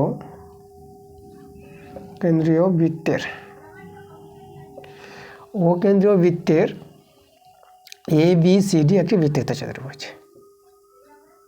ABCD একটি বৃত্তস্থ চতুর্ভুজ, ঠিক আছে। আচ্ছা, তাহলে আমাদের প্রমাণ কি করতে হবে? দেখো, প্রমাণ করতে হবে যে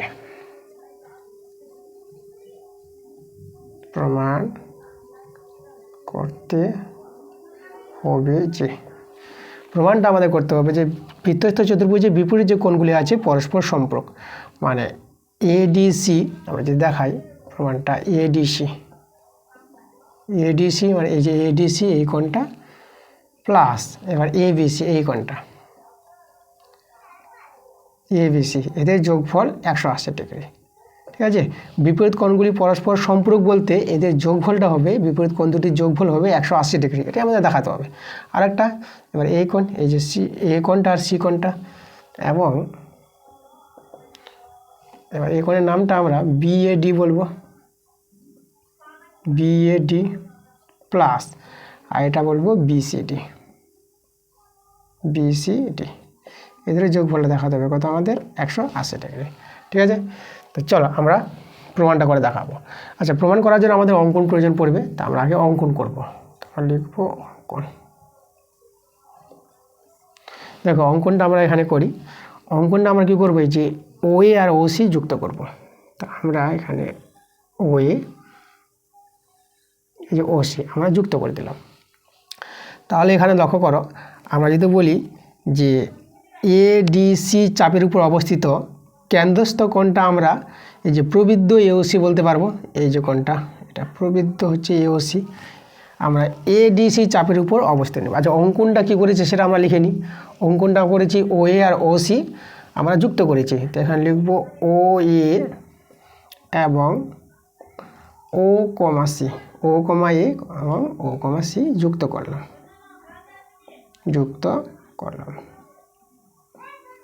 এটা আমাদের অঙ্কন। ওকে, এবার প্রমাণে চলে যাব।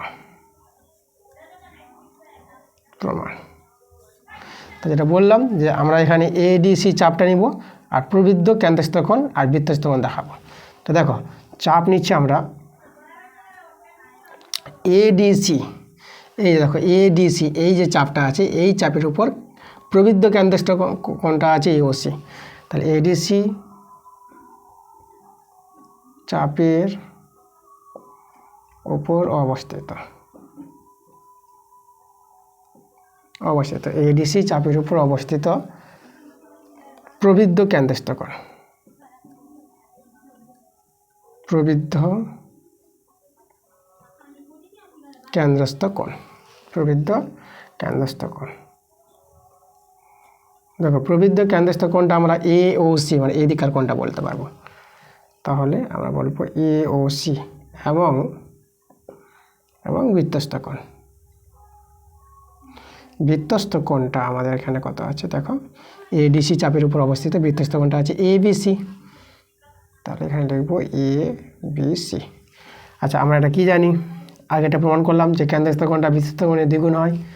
তাহলে কেন্দ্রস্থ কোণ এই যে দেখো প্রবৃদ্ধ বলতে আমরা যেটা বলবো 180 ডিগ্রির চেয়ে বড়, তাই না। এই যে কোণটা আছে দেখো, এই কোণটা কিন্তু 180 ডিগ্রির চেয়ে বড় হবে, তাহলে এই জন্য আমরা প্রবৃদ্ধ বলবো। 180 ডিগ্রির চেয়ে বড় কোণকে প্রবৃদ্ধ কোণ বলা হয়। তা প্রবৃদ্ধ কোণ AOC, এটা আমরা দেখো এই যে কেন্দ্রস্থ কোণটা আমাদের বৃত্তস্থ কোণের দ্বিগুণ হবে এই যে কোণের, তাহলে কোণ 2ABC। দেখো, এবার আমরা কী করবো, এখান থেকে কোণ ABCর মানটা আমরা বের করে নেব। তাহলে এখান থেকে কোণ ABCর মানটা যদি বের করি, তাহলে এটা হয়ে যাবে হাফ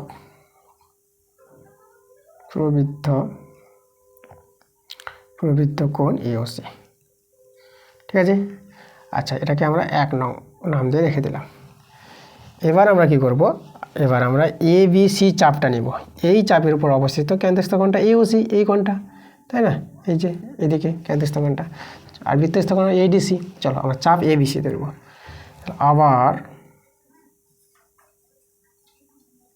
আবার চাপটা কাকে নিব, আচ্ছা এটা আমাদের আবার আছে, ঠিক আছে। আবার চাপটা আমরা নিব ABC, আবার ABC, এবিসি চাপের উপর অবস্থিত। একইভাবে যেভাবে করলাম এডিসি চাপ, এবার এবিসি চাপ নিব। আবার এবিসি চাপের উপর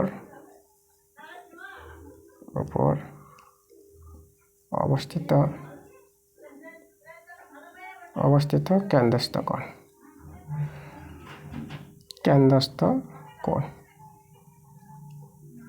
কেন্দ্রস্থ কোণটা এখানে এওসি বলবো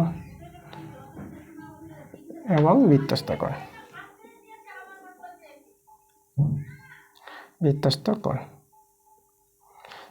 কোণটা দেখো আমরা এডিসি বলবো, এডিসি।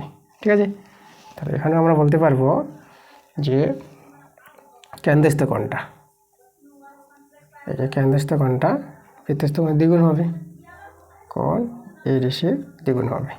তো এখান থেকে আমরা কোণ এডিসির মানটা বের করব। তাহলে কোণ এডিসি হবে হাফ কোণ এওসি, একে আমরা 2 নং নাম দিয়ে দিলাম। এখন 1 আর 2 যোগ করব,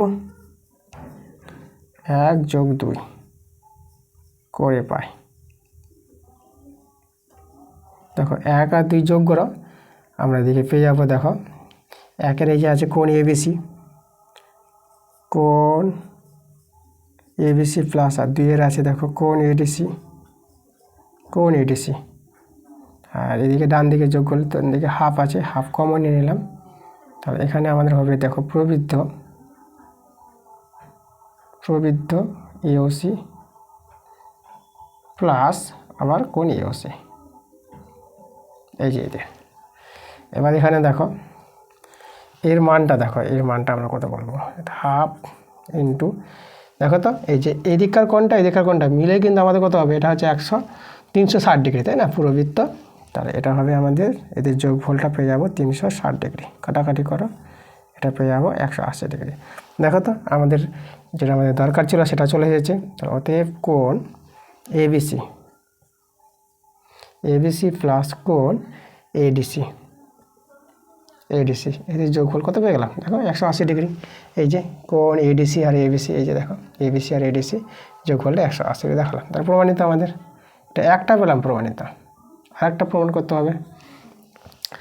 দেখো এবার একইভাবে যদি আমরা ওবি আর ওডি যুক্ত করি, তাহলে ওবি আর ওডি যুক্ত করে আমরা একইভাবে প্রমাণ করতে পারবো এটা আমরা এই যে 180 ডিগ্রি। তাহলে এখানে লিখে দেবো একইভাবে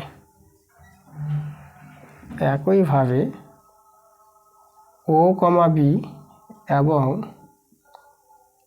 ও কমা ডি যুক্ত করে প্রমাণ করা যায় যে এই যে এটা প্রমাণ করে নেব। কত, কোণ বিএডি প্লাস কোণ বিসিডি এদের যোগফলটা আমরা 180 ডিগ্রি দেখাতে পারবো। দেখো তাহলে আমাদের দুটি প্রমাণ হয়ে গেল। তাহলে এখানে আমরা লিখে দেবো প্রমাণ বা প্রুফড, যাই লিখতে পারো। ঠিক আছে, প্রমাণিত বা প্রুফড আমরা লিখতে পারি, অসুবিধা নাই। দেখো দুটো আমরা প্রমাণ করে দিয়েছি। তাহলে এই ছিল আমাদের উপপাদ্যটা যে বৃত্তস্থ চতুর্ভুজে বিপরীত কোণগুলি পরস্পর সম্পর্ক হয়, আমরা প্রমাণ দেখিয়ে দিয়েছি। খুব ভালো দুটো উপপাদ্য, ইম্পর্টেন্ট মাধ্যমিকের জন্য। তোমরা ক্লাসটা ভালো করে দেখো, একবার ছাড়া দুবার ভিডিওটা দেখো, তোমরা কিন্তু বুঝতে পারবে। আর বুঝতে না পারলে কমেন্টে জানাবা কোন জায়গাটা তোমাদের অসুবিধা হচ্ছে। চলে যাবো আমরা 8এর অঙ্কগুলোতে। এবার দেখো 8এর অঙ্কটা করাবো। 8এর অঙ্কটা বলছে 2.1 মিটার দীর্ঘ 1.5 মিটার প্রশস্ত একটি আয়তঘনাকার চৌবাচ্চার অর্ধেক জলপূর্ণ আছে। ওই চৌবাচ্চায় আরও 630 লিটার জল ঢাললে জলের গভীরতা কতটা বৃদ্ধি পাবে তা আমাদের বের করতে বলেছে। দেখো এখানে আমাদের একটা আয়তঘনাকার চৌবাচ্চা আছে। আমি একটা যেহেতু এভাবে একটা রাফ ছবি আঁকি, দেখো এই যে আমাদের একটা আয়তঘনাকার ছবি, অর্ধেক জলপূর্ণ আছে। ঠিক আছে, এই যে দেখো এখান থেকে আমাদের অর্ধেক জলপূর্ণ আছে। ঠিক আছে, এভাবে আমাদের অর্ধেক জল আছে। এবার এখানে বলছে ওই চৌবাচ্চায় অর্ধেক জলপূর্ণ আছে, আবার সেখানে 630 লিটার জল ঢালবে। তাহলে এখানে যদি 630 লিটার জল ঢালা হয়, ঠিক আছে, তাহলে জল তো বাড়বে কিছুটা। এখান থেকে আমাদের ছিল জলটা, তো জল ধরো আমাদের এখান থেকে হয়ে গেলো, এই জায়গা থেকে জলটা হয়েছে। ঠিক আছে, এটা আমরা একটু ফুটে দেখালাম। ওকে, তাহলে কতটা বাড়লো জলটা, এই যে ডিস্টেন্সটা, এখান থেকে যদি বলি এই জায়গাটা এটা ধরে নিলাম যে এক্স, তাই না, এক্স ডেসিমি, আমরা ডেসিমি করবো যেহেতু লিটার আছে, আর ডেসিমি ঘন ডেসিমির সঙ্গে লিটারের সম্পর্ক আছে, তাহলে আমরা বলবো যে এক্স ডেসিমি জলের উচ্চতা বৃদ্ধি পাবে, এটা আমরা ধরে নিব। ওকে, তাহলে আমরা চলো প্রথমে আগে ধরে নিই। তাহলে আচ্ছা, এখানে আমাদের দেখো যেহেতু এখানে দীর্ঘ মানে দৈর্ঘ্যটা মিটারে আছে আর প্রস্থ মিটারে আছে, তাহলে আমরা এদেরকে ডেসিমিটারে আমরা কনভার্ট করে নেব। তা দেখো তো দৈর্ঘ্যটা যেটা বলেছে, দৈর্ঘ্য কত বলেছে এখানে 2.1 মিটার। এই মিটারটাকে ডেসিমি করে নাও, কারণ ডেসিমিটার আমাদের করতে হবে যেহেতু লিটার আছে বলে। তাহলে মিটারকে যদি ডেসিমিটার করো, তাহলে দেখো ডেসিমিটার ছোটো মিটারের চেয়ে, তাহলে বড় থেকে ছোটো যাচ্ছ, তাহলে বড় থেকে ছোটো হয়ে গেলে গুণ করতে হয়। কত দিয়ে গুণ করবো? 10 দিয়ে, কারণ মিটার ডেসিমিটার মধ্যে পার্থক্য শুধু একটা ঘর আছে বলে 10 দিয়ে গুণ হবে। এত ডেসিমিটার, আমরা ডেসিমি লিখব, ডেসিমি। ওকে, এটা যদি গুণ করো তো এটা 21 ডেসিমি হয়ে যাবে, 21 ডেসিমি। ঠিক আছে, আচ্ছা, তার দৈর্ঘ্যটা এভাবে বের করলাম। তাহলে একইভাবে আমরা কী বের করে নেব? প্রস্থ বের করে নেব। প্রস্থ, এটা হচ্ছে আয়তঘনের দৈর্ঘ্য প্রস্থ। প্রস্থ এখানে আমাদের বলেছিল 1.5 মিটার। তাহলে একটু আমরা 10 দিয়ে গুণ করে ডেসিমিটার করে নেব। তাহলে 10 দিয়ে গুণ করবো, তাহলে আমাদের হয়ে যাবে ডেসিমিটার আর ডেসিমি। তাহলে এটা হয়ে যাবে 15 ডেসিমি, 15 ডেসিমি। আচ্ছা, এবার যেটা বললাম যে যদি 630 লিটার জল ঢালা হয় তার জলের গভীরতা কতটা বাড়বে? x ডেসিমি বাড়বে। ধরি জলের গভীরতা ওখানে লিখবো আমরা, কি লিখবো? গভীরতা। জলের গভীরতা x ডেসিমি বৃদ্ধি পাবে। ওকে, তাহলে আমাদের এটাই মান বের করতে হবে এক্সের মানটা। তাহলে এই যে দেখো যতটা বৃদ্ধি পাবে তাহলে সেটার আয়তন বের করব, তাই না? এই উচ্চতা নিয়ে আমরা আয়তন বের করব। তাহলে আমরা বের করব, তাহলে অতএব এই ক্ষেত্রে আমরা বলতে পারবো বা এক্স ডেসিমি উচ্চতা, এক্স ডেসিমি উচ্চতা নিয়ে চৌবাচ্চার আয়তন। চৌবাচ্চার, এখানে আমাদের চৌবাচ্চাই বলেছে, চৌবাচ্চার আয়তন হবে, চৌবাচ্চার আয়তন। দেখো চৌবাচ্চা বলতে আয়তঘনের আয়তন, দৈর্ঘ্য ইন্টু প্রস্থ ইন্টু উচ্চতা। তাহলে এখানে দৈর্ঘ্য তো আমরা 21 পেয়েছি, প্রস্থ পেয়ে গেলাম 15, আর উচ্চতা যেটা এক্স, এত ঘন ডেসিমি।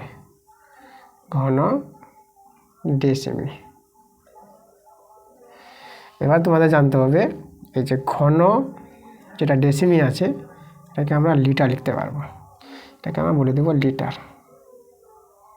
কারণ 1 ঘন ডেসিমিটার সমান 1 লিটার হয়। তাহলে এত ঘন ডেসিমিটার সমান এত লিটার। এবার এটা মান আমাদের দেওয়া আছে, দেখো এই মানটা, এই যে আয়তনটা যতটা জল আছে, এই জলটাই তো হচ্ছে 630 লিটার।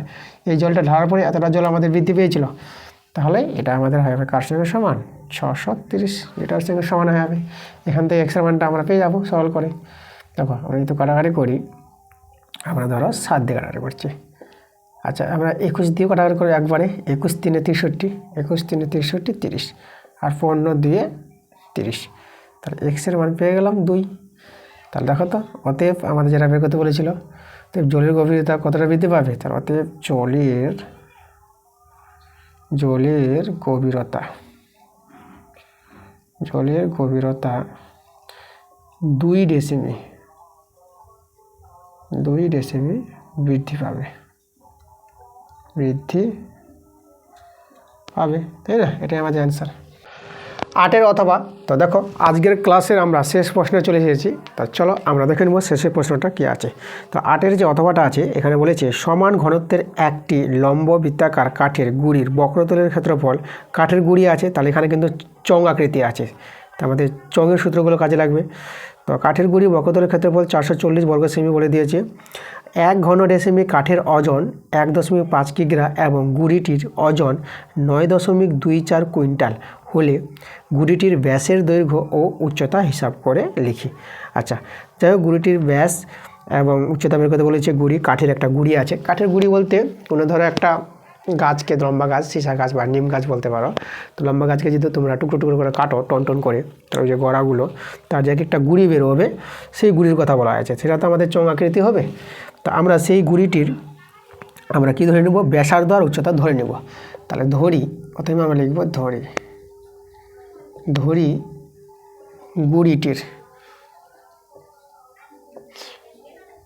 গুঁড়িটির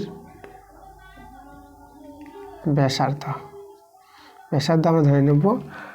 আর এখানে দেখো ঘন ডেসিমি বলেছি, তাহলে আমরা ডেসিমি নেব একটা, আর ডেসিমি, ঠিক আছে। এবং গুঁড়িটির উচ্চতা আমরা এইচ ডেসিমি ধরে নিলাম। এবার গুঁড়িটির দেখো, এখানে আমাদের যে বলেছে গুঁড়িটির কি বলে দিয়েছে, আমাদের ওজন বলেছে, তাই না? গুঁড়িটির টোটাল ওজনটা কত বলেছে, তারপর লিখব গুঁড়িটির ওজন, মোট ওজন বলেছে। এখানে কুইন্টালে আছে 9.24 কুইন্টাল।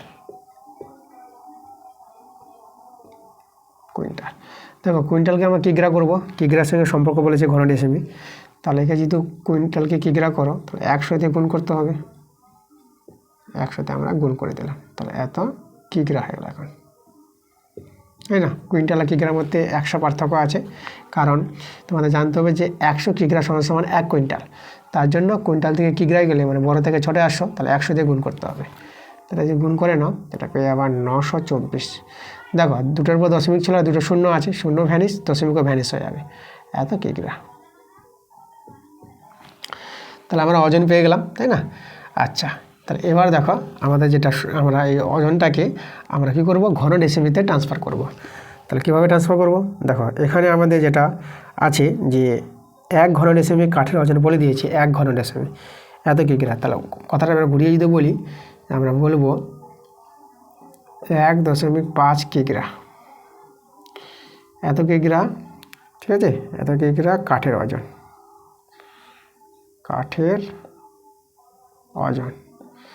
এত কিগ্রা কাঠের ওজন আমরা কত আছে এখানে? 1 ঘন ডেসিমি, 1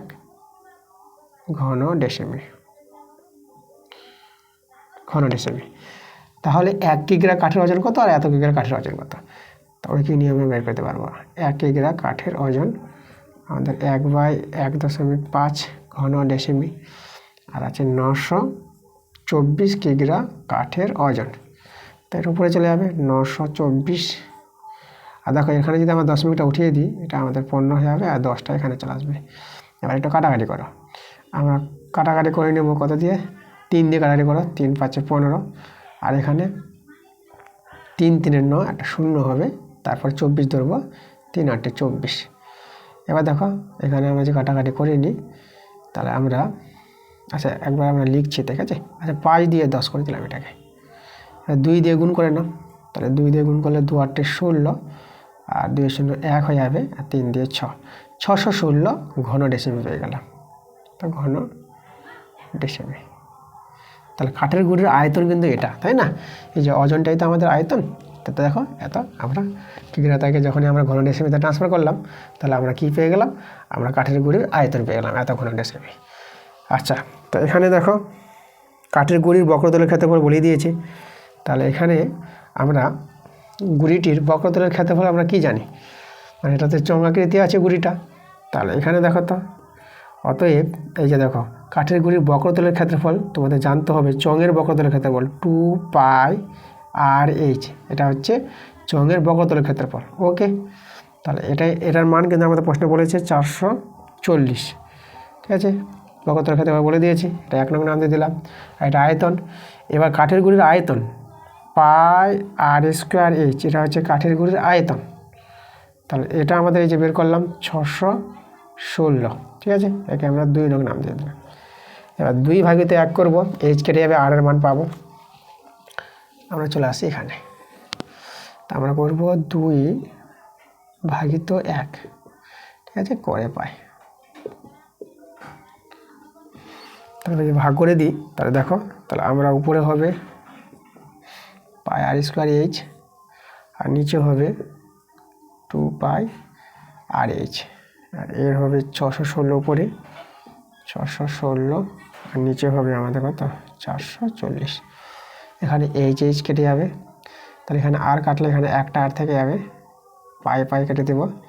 আচ্ছা, তাহলে কাটাকাটি আমরা পড়ি একটাই দিকে, 2 দিয়ে কাটো, তাহলে 2 2 0, আচ্ছা আবার 2 দিয়ে করবো, 1 1 0, আর এখানে 2 3 6, একটা 0 হবে, তারপরে 2 8 16। ওকে, এবার আমরা কী দিয়ে করবো, 2 দিয়ে কাটাকাটি করতে পারবো, তাহলে 2 দিয়ে যদি করি 2 5 10, 2 5 10, এখানে 2 1 2, 2 5 10, আর এটা কত করবো 2 4 8। আচ্ছা, এখানে আমরা কত দিয়ে 11 দিয়ে কাটাকাটি করতে পারবো, 11 5 55, আর এখানে 11 কে 11, 4 চলে আসলো, 11 4 44। ঠিক আছে, এই অবধি কাটাকাটিটা হলো। তার আর এর মানটা কিন্তু এখান থেকে পেয়ে গেলাম আমরা, আর এর মানটা আমরা দেখতে পাচ্ছি 14/5।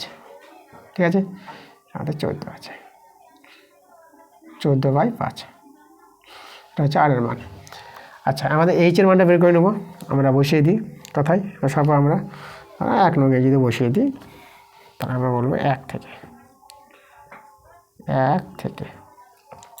দেখো এখানে 2 22/7 বলতে দেখো পায়ের মানটা 22/7, আর এর জায়গায় বসাবো 14/7, আর এইচ থেকে যাবে এদিকে 440। তাহলে এখানে কাটাকাটি করা, আচ্ছা এখানে 22 আর এদিকে 44, 22 দিয়ে 44 0 20। আচ্ছা এখানে 7, এই যে 7 2 14, আচ্ছা এখানে আমরা 7 দিয়ে দিয়েছি, এটা 5 আছে আমাদের। ওকে, তাহলে এখানে 7 দিয়ে 14, আর এই যে 2, এটা 10, আর এই 2 5। তা দেখো তো এইচের মানটা আমরা দেখতে পাচ্ছি এদিকে 5 এদিকে 5, 5 5 25, তাহলে এইচের মানটা আমরা 25 পেয়ে গেলাম। ওকে, আচ্ছা তাহলে এবার আমরা এইচের মান পেয়ে গেছি, আর এর মান পেয়ে গেলাম। তাহলে ব্যাস, ঠিক আছে, ঘুড়িটির ব্যাস বের করতে বলেছিল, তাহলে অতএব দিয়ে আমরা লিখবো, কোথায় লিখি, আমাদের জায়গা শর্ট, তাহলে চলো আমরা কোনো একটা জায়গা লিখে দিই। অতএব ঘুড়িটির ব্যাস কত হবে দেখো, তাহলে ব্যাসার্ধকে 2 দিয়ে গুণ করে দাও, এই যে এটা আমাদের ব্যাসার্ধ, তাহলে এটা কত হবে 28/5 ডেসিমি,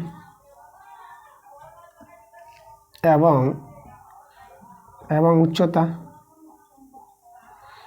বের করতে বলেছে, উচ্চতা আমরা পেলাম 25 ডেসিমি। বাস, এই হলো আমাদের অ্যান্সার। আজকের ক্লাসের অঙ্কগুলো সব করে দিয়েছি, সব ক্লাসগুলো দেখো ভালো করে হচ্ছে তোমাদের। প্রথম ক্লাস দিয়েছি, আজকে এটা দ্বিতীয় ক্লাস, এরপরে ক্লাসটা তোমাদের তাড়াতাড়ি আসবে। তোমরা মন দিয়ে ক্লাসগুলো দেখো, ক্লাসগুলো ভালো লাগলে তোমার ভিডিওতে লাইক করবা এবং ভিডিওগুলো বন্ধুদের কাছে শেয়ার করবা। এবং যারা নতুন আছো এখনও পর্যন্ত আমার চ্যানেলটাকে যারা সাবস্ক্রাইব করোনি, তোমরা তাড়াতাড়ি করে আমার চ্যানেলটা সাবস্ক্রাইব করে নাও এরকম ক্লাস পাওয়ার জন্য। তা দেখা হচ্ছে তোমাদের সঙ্গে আবার নেক্সট ভিডিওতে। তোমরা সবাই ভালো থেকো।